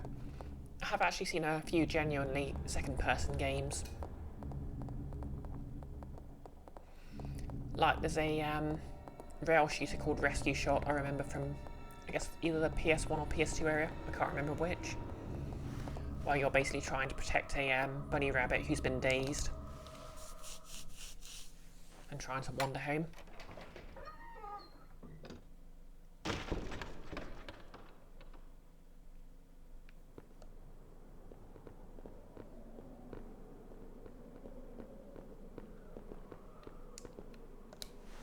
But yeah, I do genuinely like that they've given me a shortcut.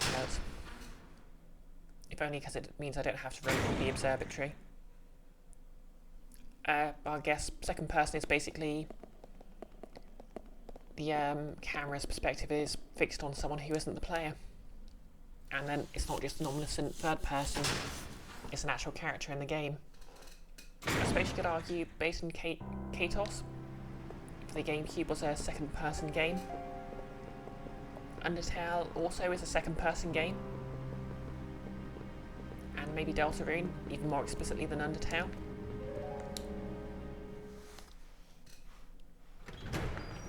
Maxting, you had an idea for a game called Second Person Shooter, where your goal was to kite the hero into killing you. Your supervillainous insurance. That is actually kind of funny. I think there is actually a game on itch.io where you're basically playing as a boss monster, and she has to keep fighting the well, I don't see anywhere else to go. Well, a hero who keeps showing up again, because obviously he respawns, and it's basically like an hour-long dialogue-based game. I'd kind of like to stream that at some point, just to fill in gaps. Oh yes, could it be?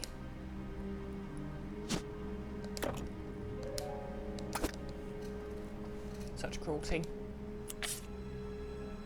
Oh, I forgot to drop the ink ribbon. I'm a fool, a buffoon, and a clown.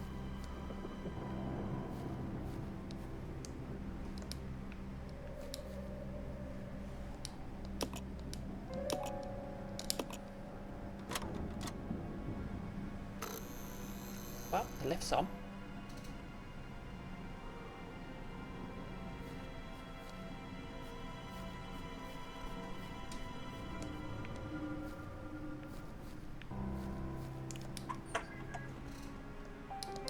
The door is now unlocked.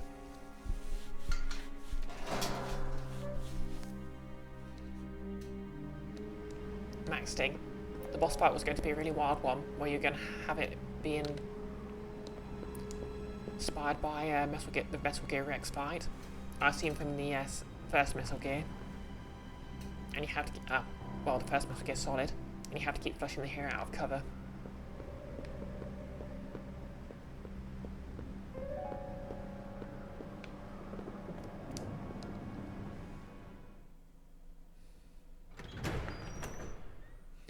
Talia, while lemming some popular second person, you're not really in control of the characters, you just kind of interact with them.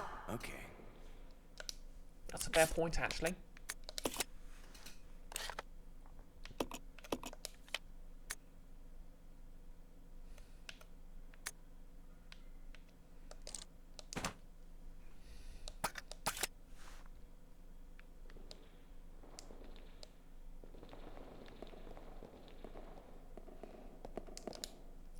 won't be going past a point of no return, and I will be able to come back for the grenade launcher at some point. Right, I'll leave the grappling hook here. And I suppose the ink ribbons. Take the magnum ammo and the naive hope I'll run into a magnum.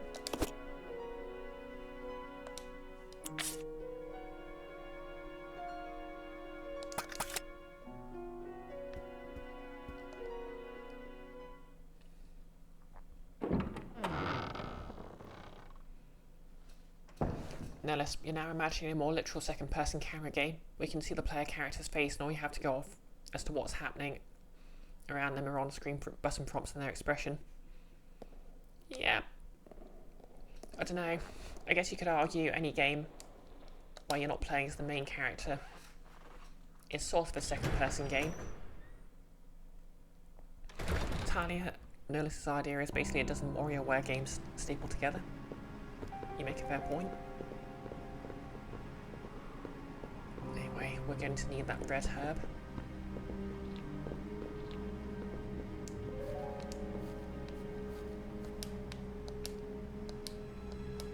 A scenic lake view of the lake can be seen from the cliff. Very scenic, yes, lovely. Can we have some health, pretty please? Well, surely they wouldn't be so cruel as to throw another boss fight at us.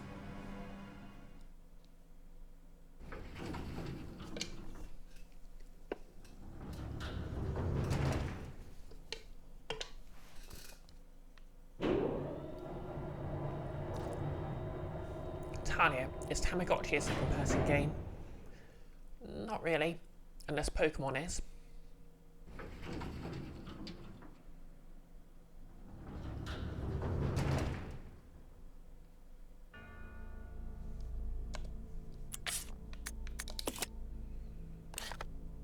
Okay, we found the laboratory. Great.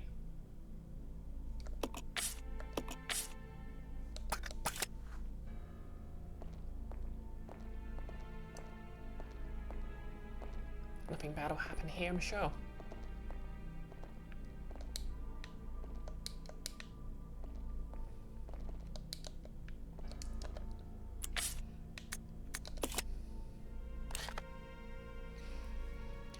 Talia, you guess with Atami are more directly in control, so probably not.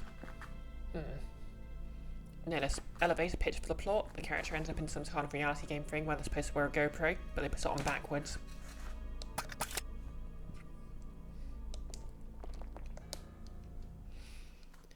Okay, what lurks here? Health or death?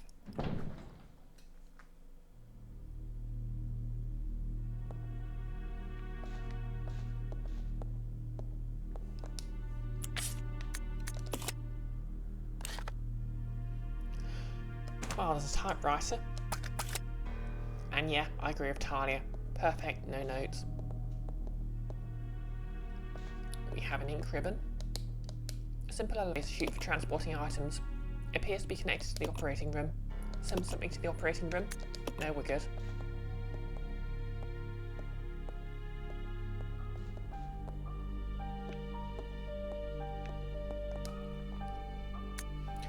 Marcus's diary too. This page has been torn out.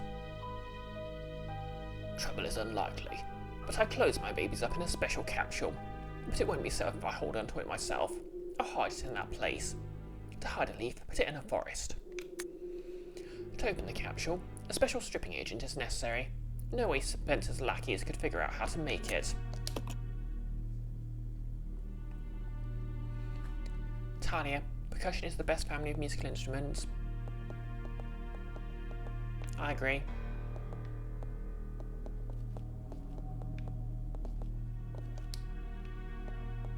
Oh, I could use the grappling hook here.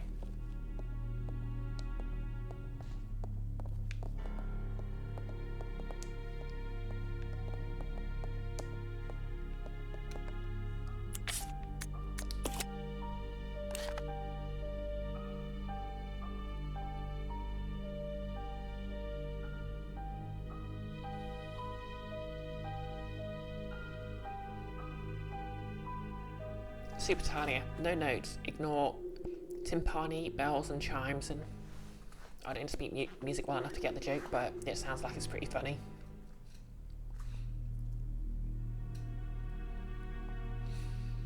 No list, you're now conflicted as to whether it still has movement controls, i.e. the games tell you to press up and walk forward, and virtually nothing the player can see changes, probably because there'll be bits where that's on and off.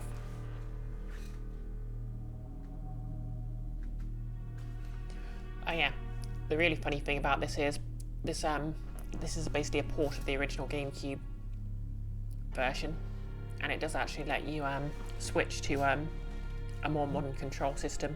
I've just had it on tank controls because apparently I hate myself.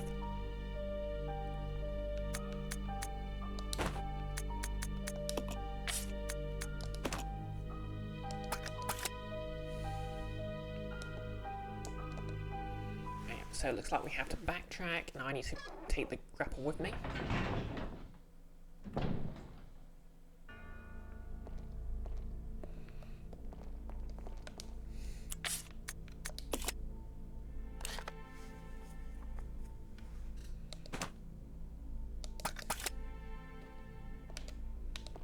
Let's see why this door's locked.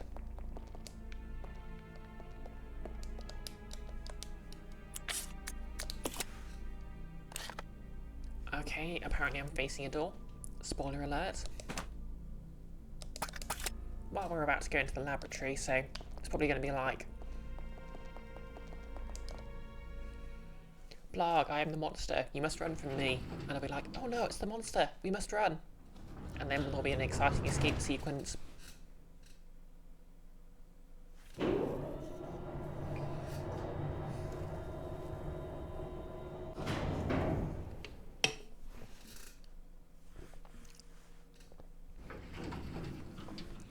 So yeah, I think Marcus is supposed to be dead, so he'll probably, presumably he's going to turn into a monster.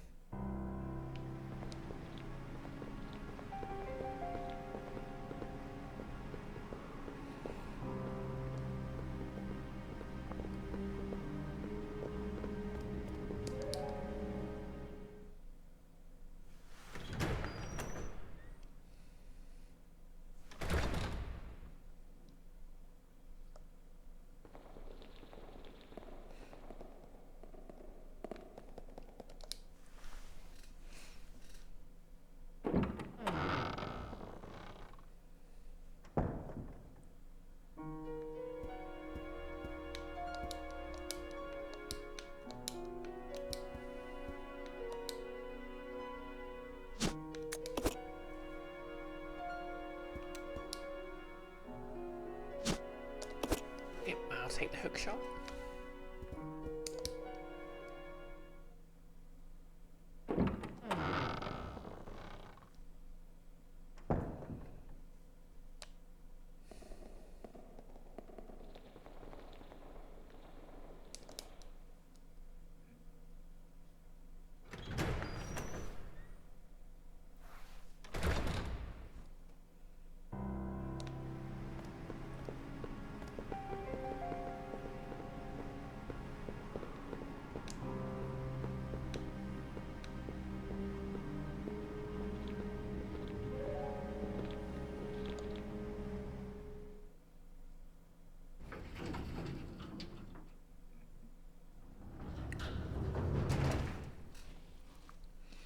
Maxting, you'd imagine there are arguably notes, just not indicating pitch.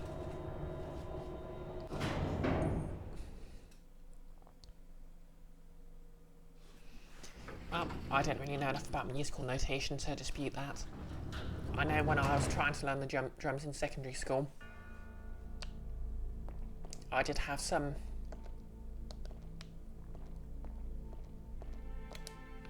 well, I was given sheet music to practice from.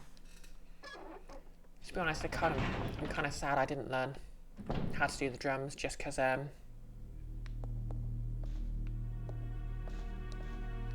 basically I kept getting told to go to assembly instead of my lessons, but my parents were still charged for them, so they weren't particularly happy about that. Maxting, you suppose strictly speaking it's not too late. That's a good point, actually.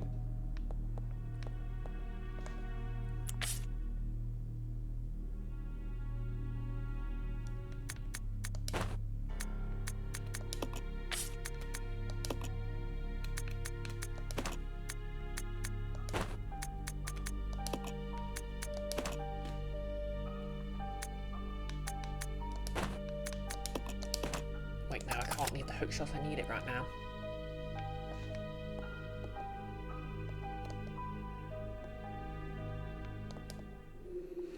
Maxing. Besides, drummers are hot.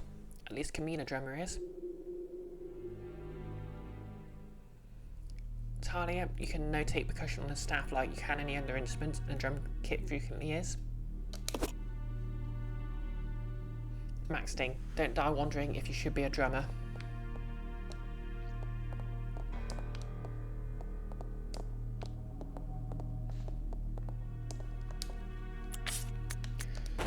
Okay, let's use the hookshot and go to my doom.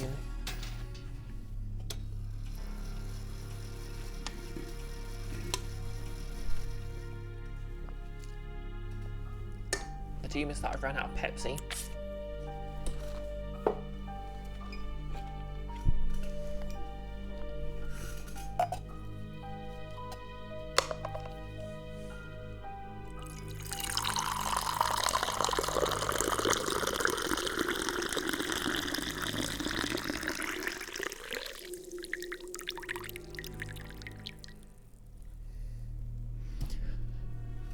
Thank you for activating the quote Nellis, and thank you Maxting and Nellis for using the TSMR emoji. And of course anyone else who does during the latency. Oh, thank you Talia. Talia, you always felt like trying to squish a popular music paradigm into the Western classical system.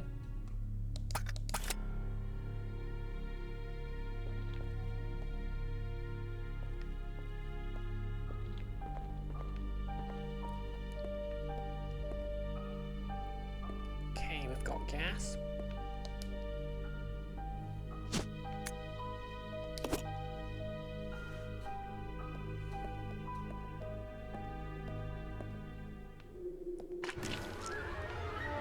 Okay, we're leaving. As soon as I take this map.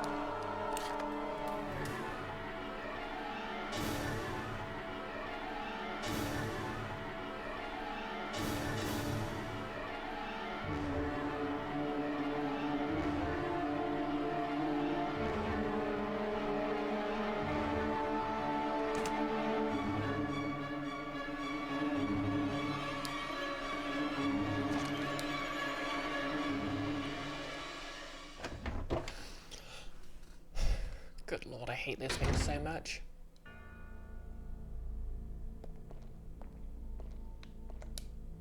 There's the button. Press it. Okay.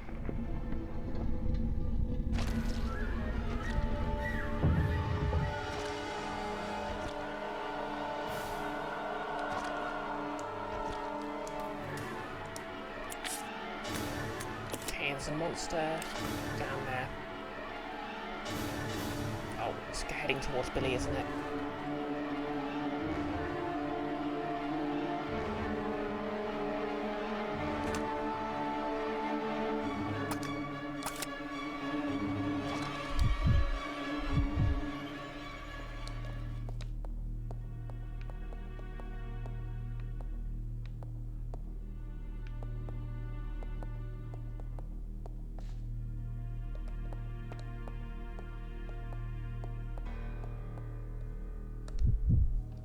Okay, it's not entering the room.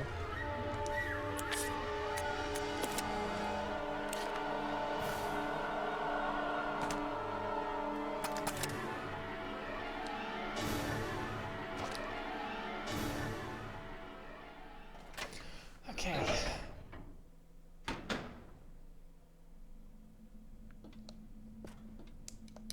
More petroleum.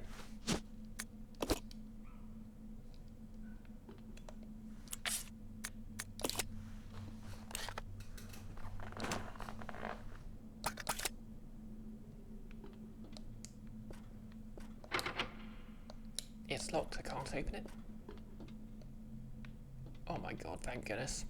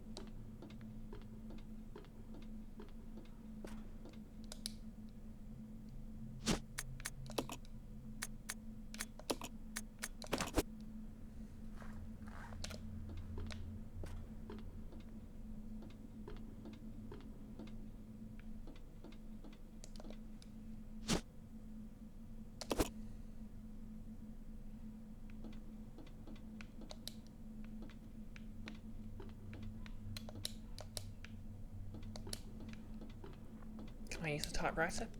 There we go.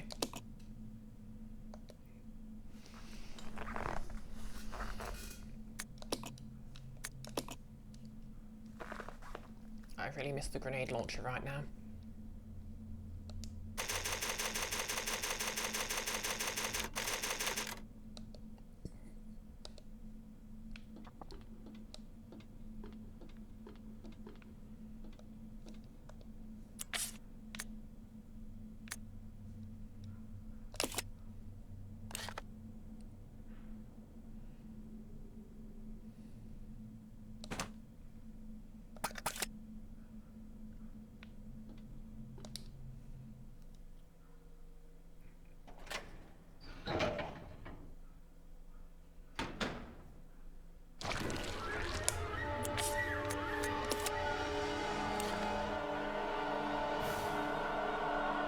Oh, I'm here. Oh wait, no. Yeah, I see where I am.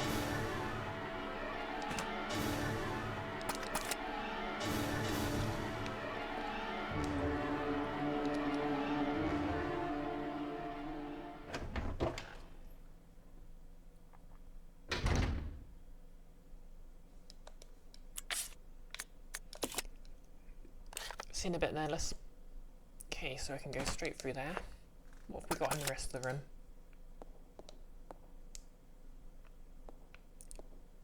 Shotgun ammo, future zombie.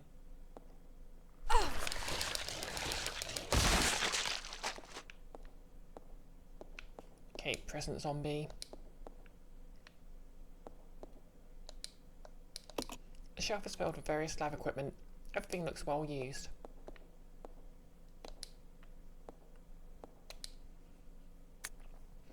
Leech growth records. February the 3rd, 1978. Administers tea into 4 leeches. Their water survival leads them first to parasitism and predation, then they breed and multiply. Such a single-minded biology makes them attractive candidates for bioweapons research. Afterwards, no major changes observed. Oh yeah, tea's a good idea.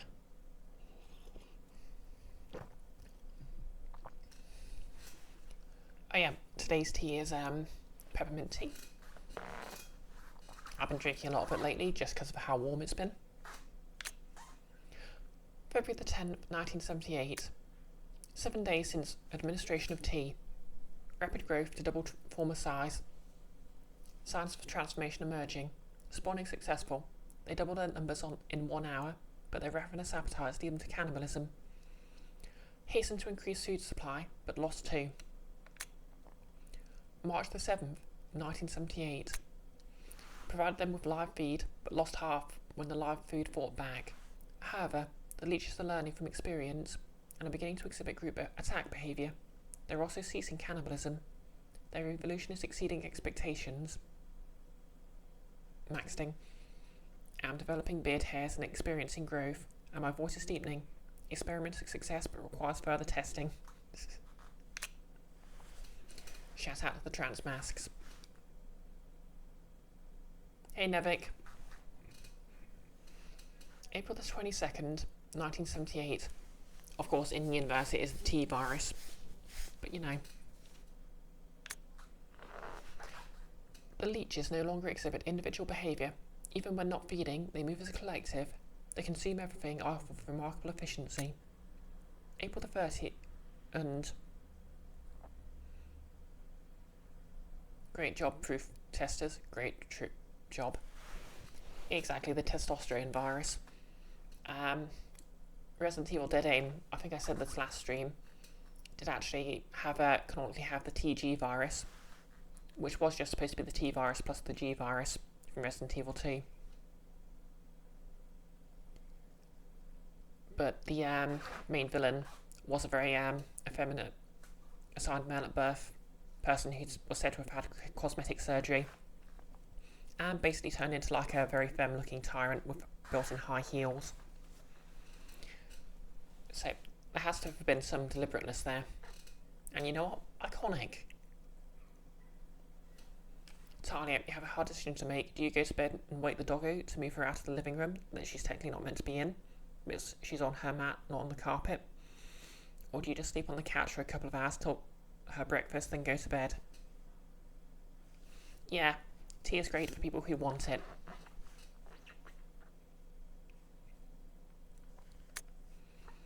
An employer stumbled onto my experiments. Can a human be food source?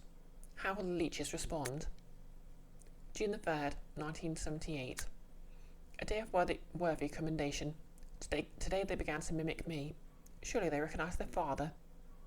Wonderful children, no one will take you away. Nothing weird about that.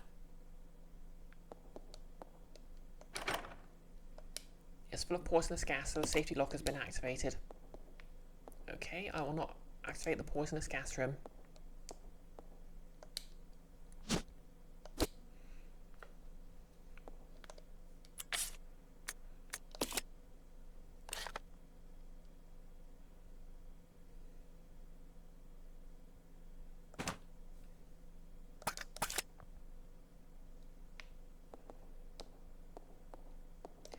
Once again, I forgot to leave behind the ink ribbons.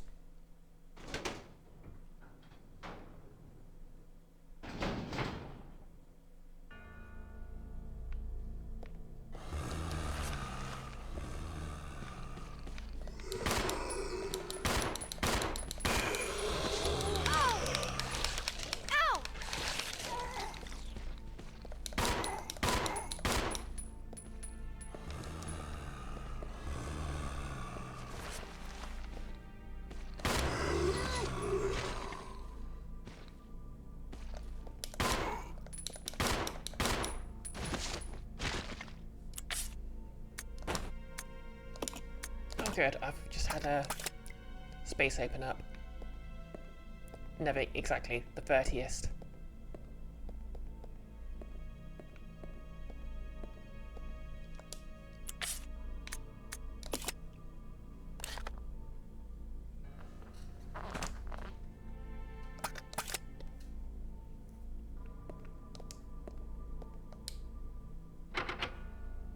This door is decorated with a bust of Marcus.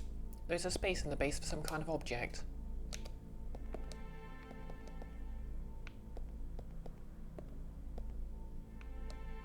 First aid spray? Yes, please.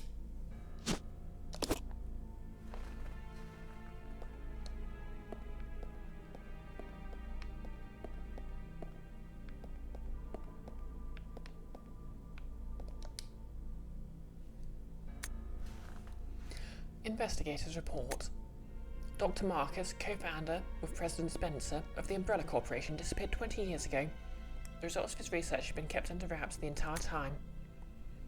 The reason became clear here at the training facility run by Dr. Marcus. Well, not exactly here, but underground. When we ventured below, we understood. There we found the evidence of Dr. Marcus's research into the T-virus prototype called Progenitor. The evidence of years of hideous experimentation that used company employees as guinea pigs. We cannot know how many were forced to become subjects, but based on the evidence, no less than 20 individuals were involved. Some of them were deliberately taken to keep the corporation's secret safe. Where the Doctor is now, I don't know, but considering the recent rapid growth of Umbrella Corporation, I can't help but think this research is continuing. Yes, this experiment lives, and continues to grow in the dark. Those things, the fruit of his research, they fill this facility. Never you hope the new Resident Evil has zero to do with black mold.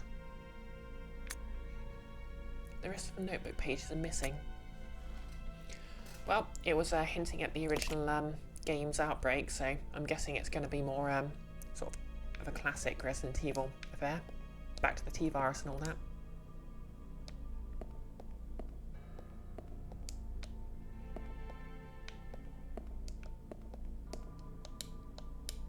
Send something to the reference room.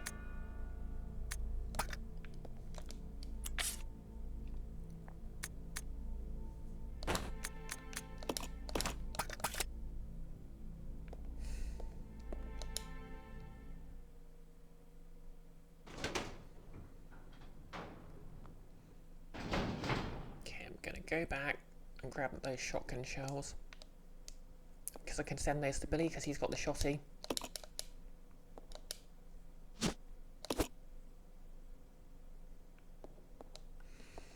Nevik, you also didn't particularly like Ethan. Yeah, I mean, he was different from the other protagonists. Oh, we're being raided by Nessie Yessie.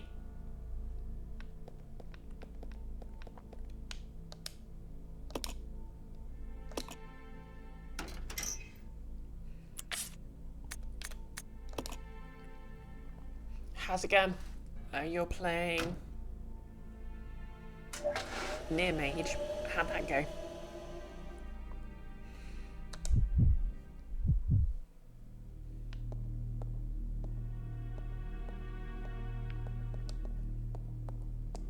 I don't think I've heard of it, so...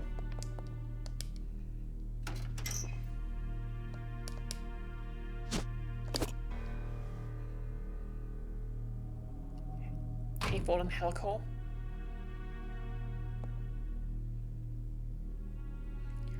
Poor Rebecca having a heart attack and turning into a man. Okay.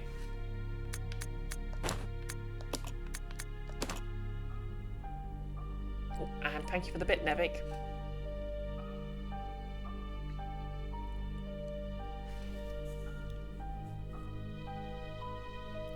Salt and Power.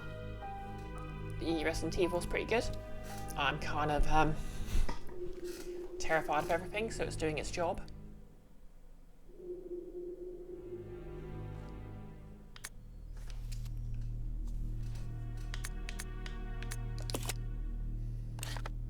I know there's a leech guy right outside the door where I'm standing.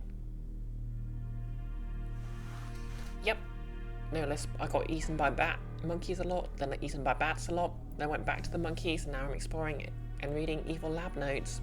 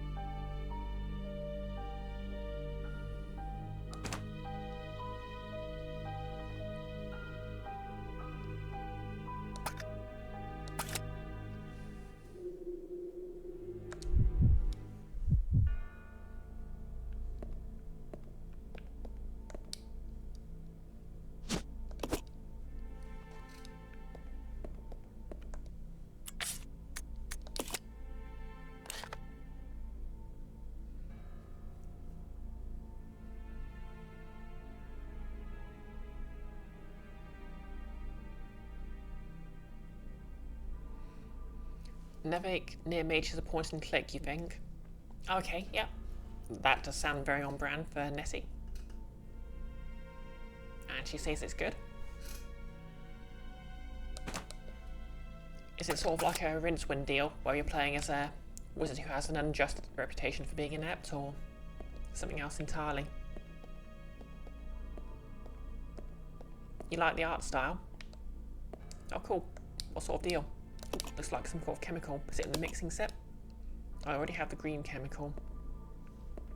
Oh yeah, what does the green chemical do?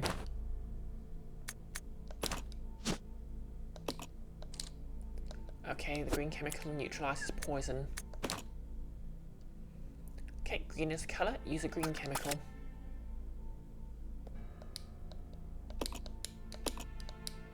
Okay, more green chemical.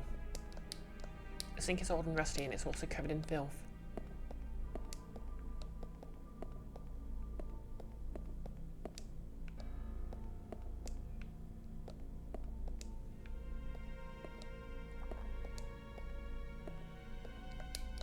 The shelf is lined with a variety of different chemicals. They look like they're used for surgery. How reassuring. This operating table has been overturned. It looks like it happened recently. Great.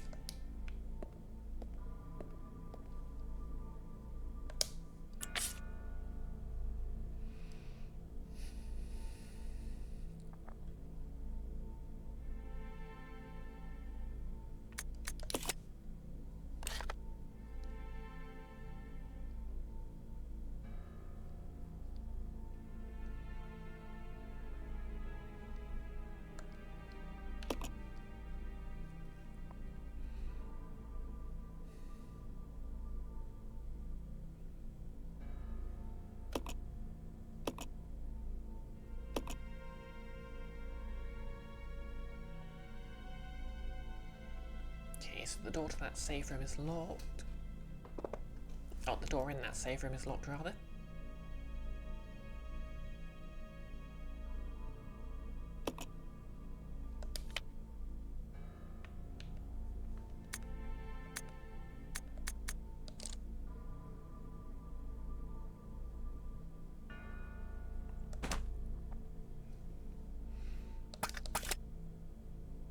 Nellis, you barely remember Fury Road? It was a big movie to just can't happen then be gone.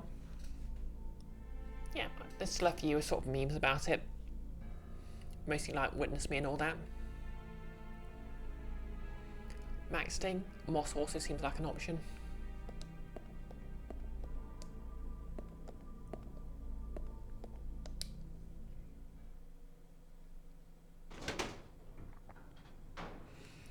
Yeah, I've heard good things about Furiosa.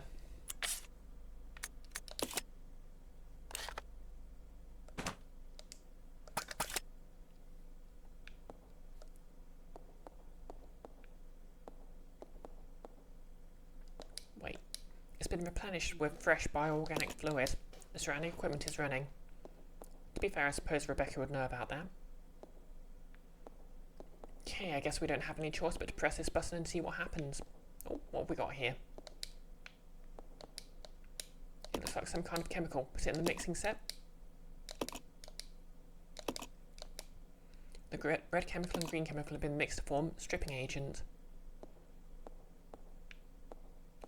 Oh yeah, so the stripping agent was used for something. It appears to be a device for pumping gas into the room next door. The device is empty right now.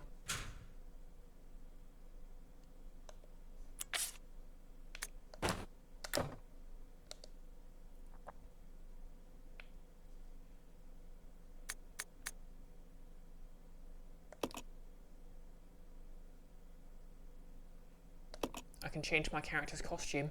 Okay, that's neat. Not really a fan of any of these, but...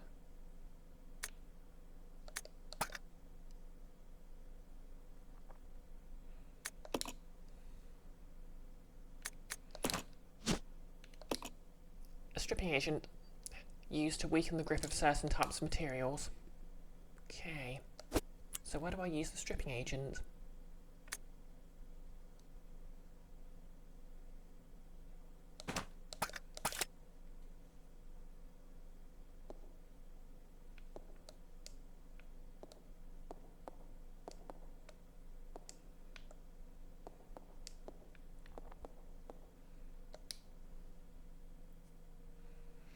Oh yeah, Max Sting's right. A lot of people do use the when they become addicted to water meme.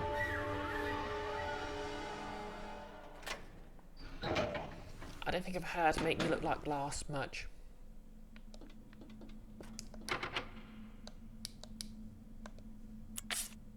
Okay, I'm just going to use the stripping agents and everything.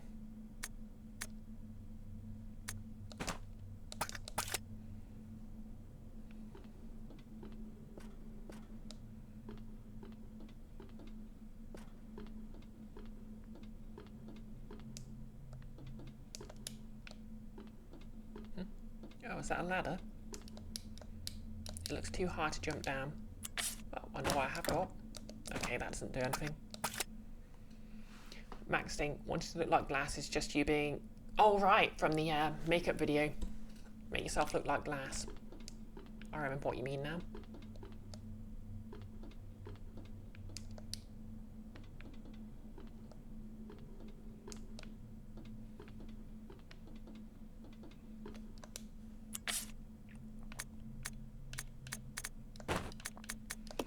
Okay, I'll leave the ink ribbons here because it's a save point.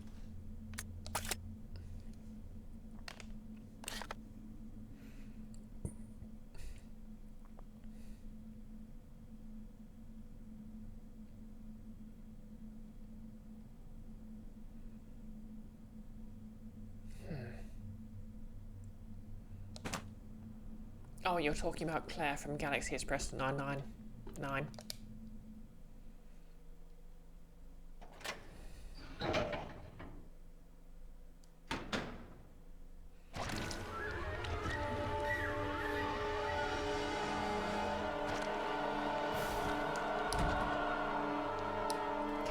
is just locked.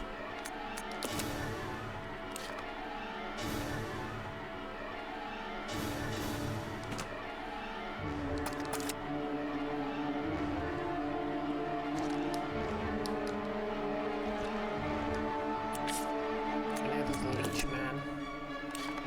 Literally in the room just through there.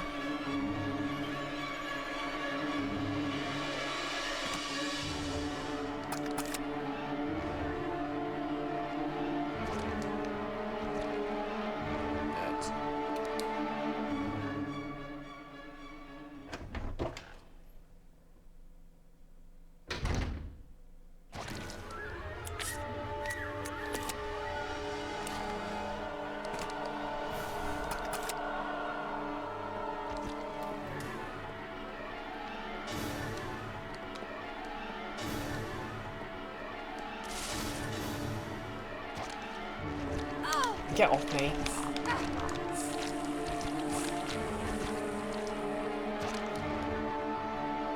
Collection of leech samples. Press the button. One of the capsules is glowing. Take the leech capsule.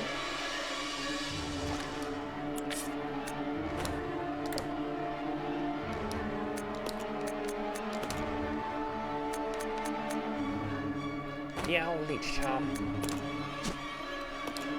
Blue sculpture, specifically shaped in one of the leech. Okay. Yeah, that head wobble as it turns round.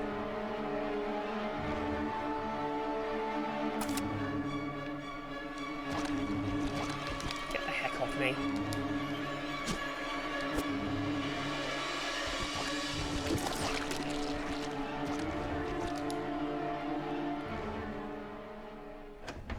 Okay, I found something to progress.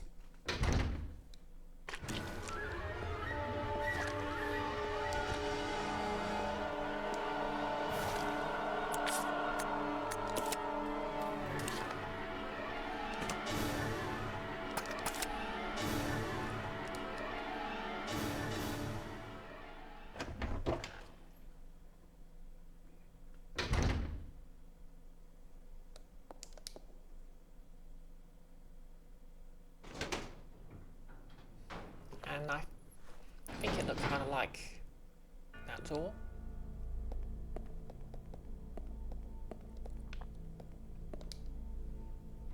Yep, it looks like that door.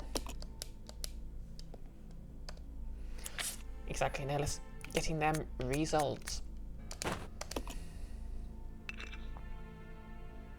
Nothing happens. Maybe I'm using the wrong key.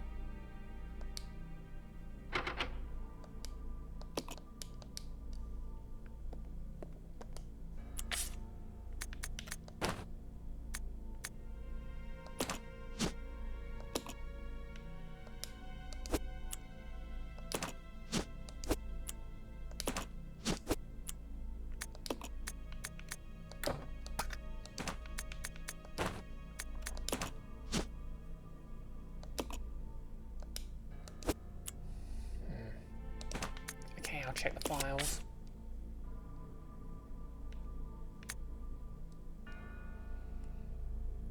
There was something about... Oh yeah, Marcus's diary number 1.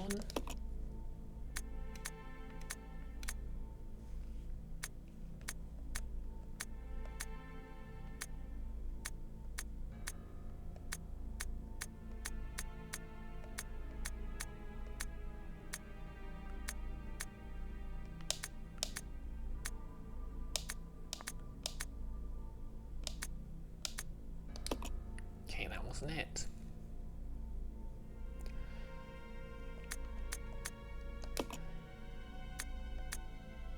Oh yeah, chemicals. Okay. Red and blue sulfuric acid, green and red stripping agent.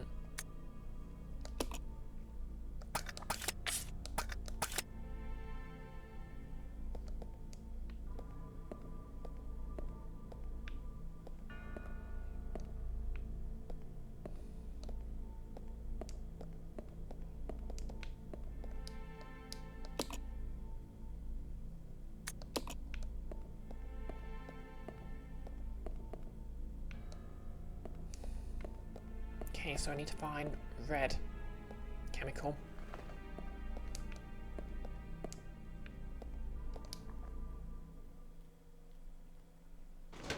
Max Sting, you never watched all of Galaxy Expression, you should give it a proper go. Fair enough.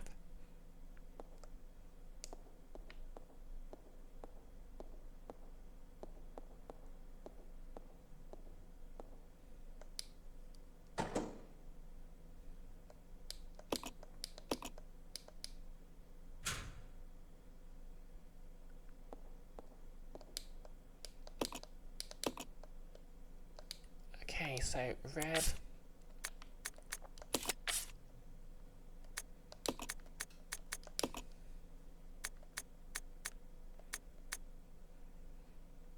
And blue is sulfuric acid. Red and green is stripping agent.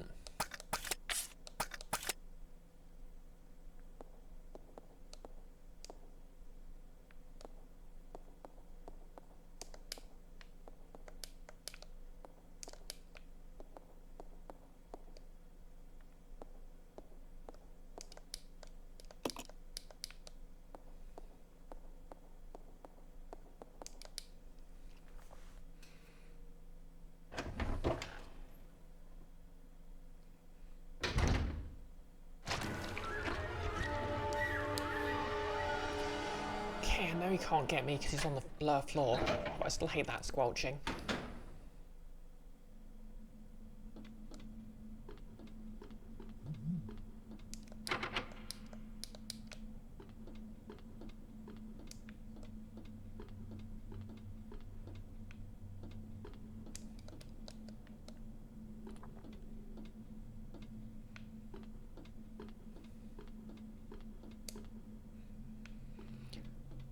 Nicholas, quote -3. I hear you squelching. An evergreen quote, really.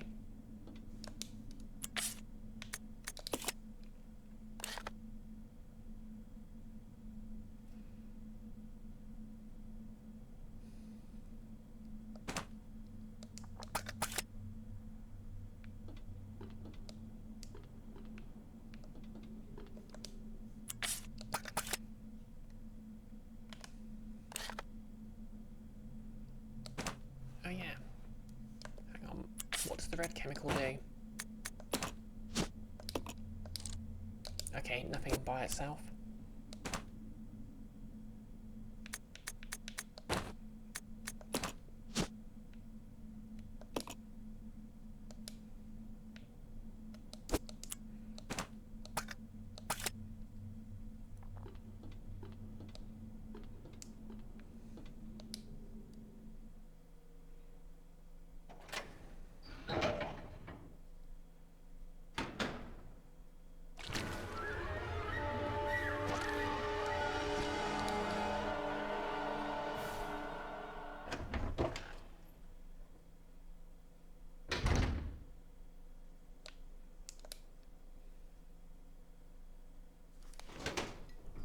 Might just be that the store specifically seems to stutter slightly in its animation.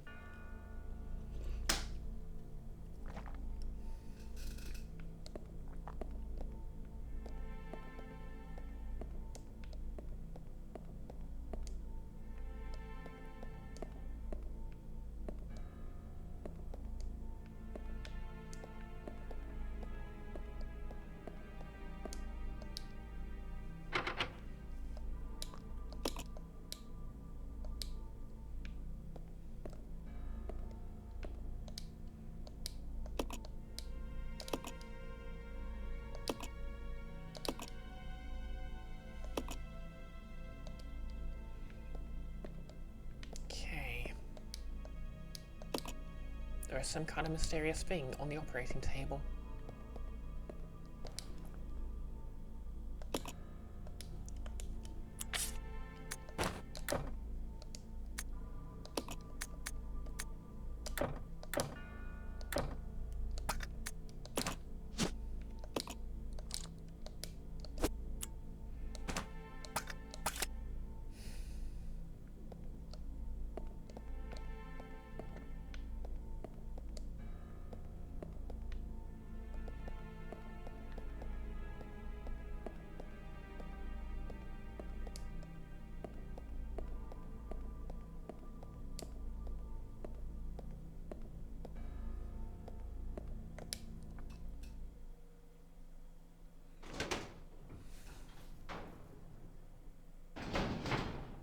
I'm beginning to fear I might have to send Billy into the room I know the leech monster's in.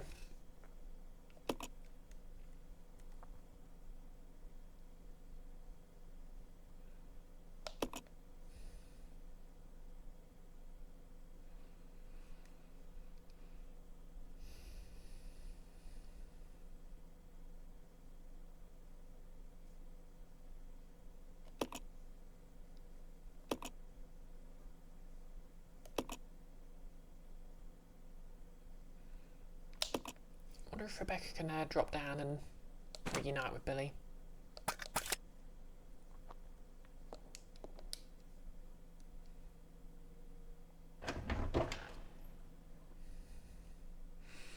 Now, what I want to know is, why do the decoy Marcuses act like zombies?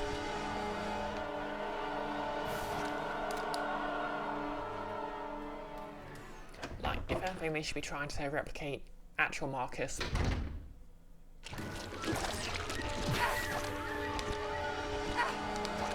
Hey, get off me.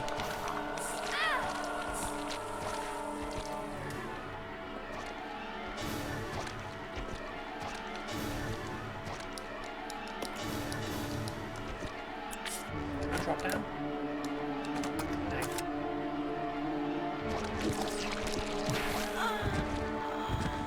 Oh. I'm cooked. As the kids say. Maxting. Prototypes, maybe? No, because it was explicitly stated the leeches started Resident Evil 0. gaining a hive mind or something and mimicking the original Marcus.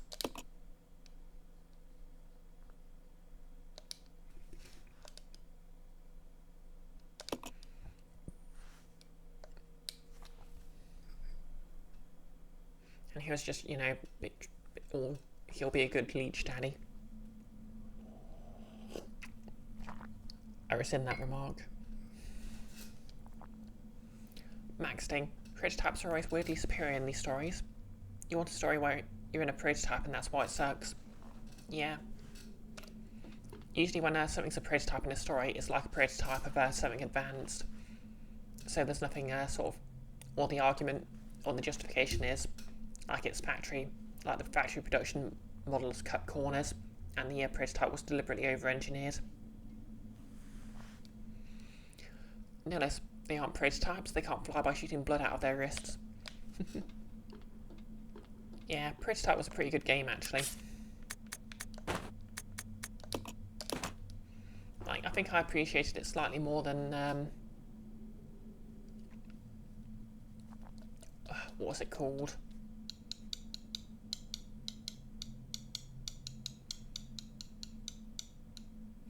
My brain is completely blanking. In fact, I might have to call the stream a bit earlier than usual.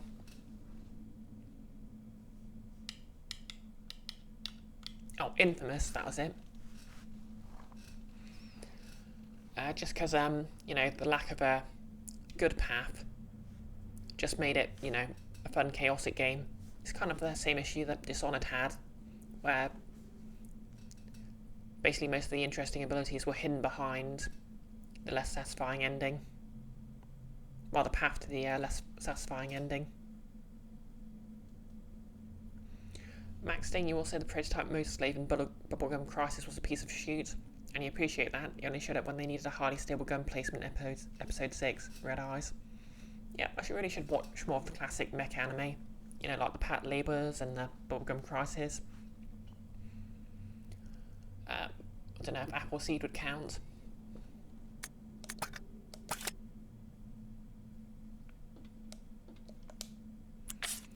Yeah, I think I will actually call the stream here. Sorry, it's kind of a quick. Sorry, it's been kind of a short one. We're just coming up to the 3-hour mark.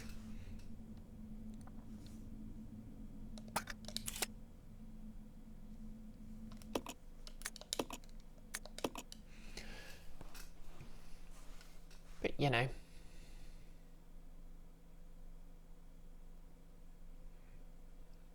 Talia, you just relieved to know the stream has a name. I don't follow.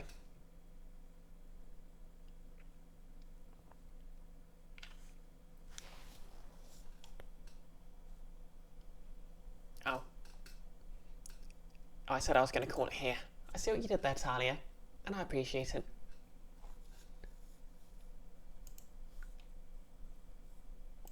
Anywho, let's find someone to raid. As always, thanks everyone for dropping by. I'll be back on Wednesday with more Resident Evil 0. Thursday I'll be on Keith's channel for more Lancer. And of course that's going to be a survival horror situation and a half because we've entered a vault. And not just any old vault. It's full of paracausal tech. The bad kind.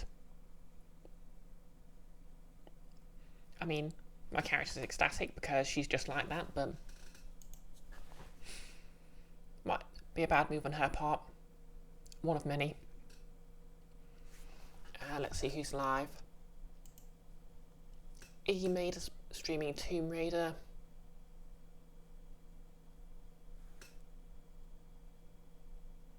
But I don't particularly like streaming larger streams.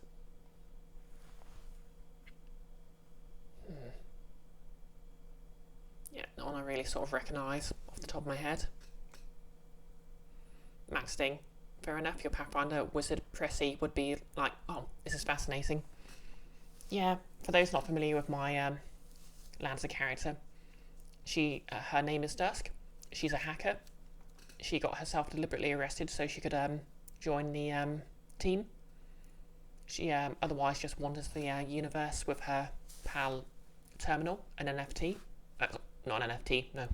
That's a very mean thing to say about Terminal.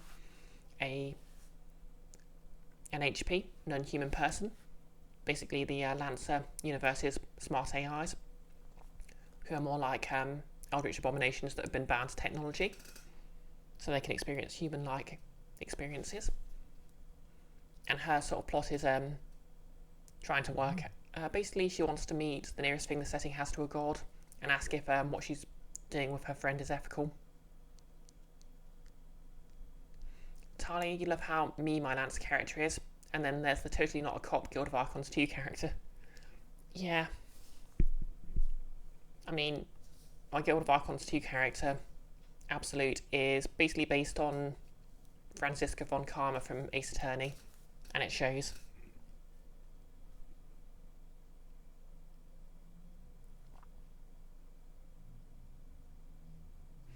Yeah, Max Sting. AIs who go wonky, well, NHPs who go wonky in Lancer become unshackled, which basically means they're no longer bound to space-time anymore, and they start thinking more like an eldritch abomination and act unusually. I'm actually kind of curious to see if that will happen to Terminal, because I'm actually taking a ability for Dusk that'll eventually stop that happening, but I kind of want to see it happen at least once. Actually, maybe I should speak to Keith about that. That seems like a game master sort of thing to talk about. But yeah, I'm saying too much there. So, yeah, I'm not really seeing anyone to particularly raid. I don't know if anyone wants to suggest anyone.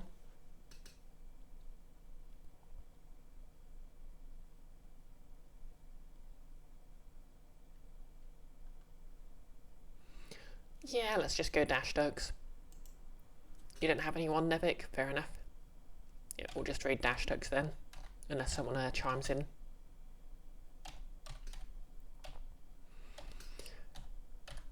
Yeah, to be fair, I think some relaxing, you know, just watching some ducks on a pond is the perfect antidote to Resident Evil.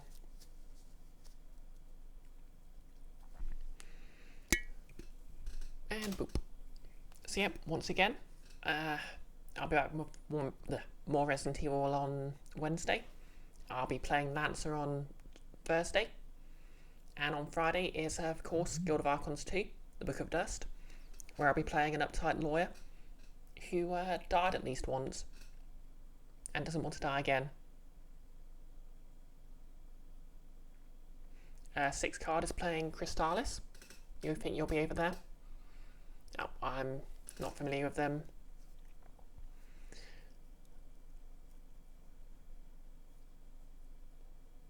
Yeah, I think I committed to Dash Duck, so.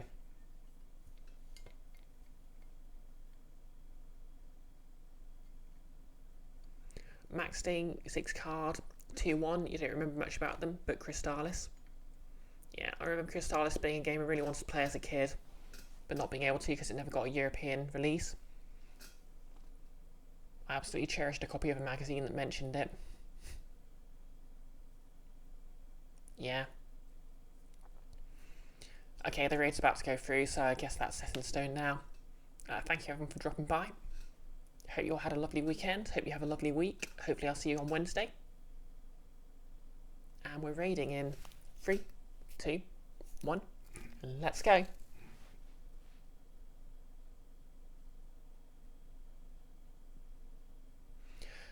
And if you're watching on YouTube, like, comment and subscribe. It's still my favourites.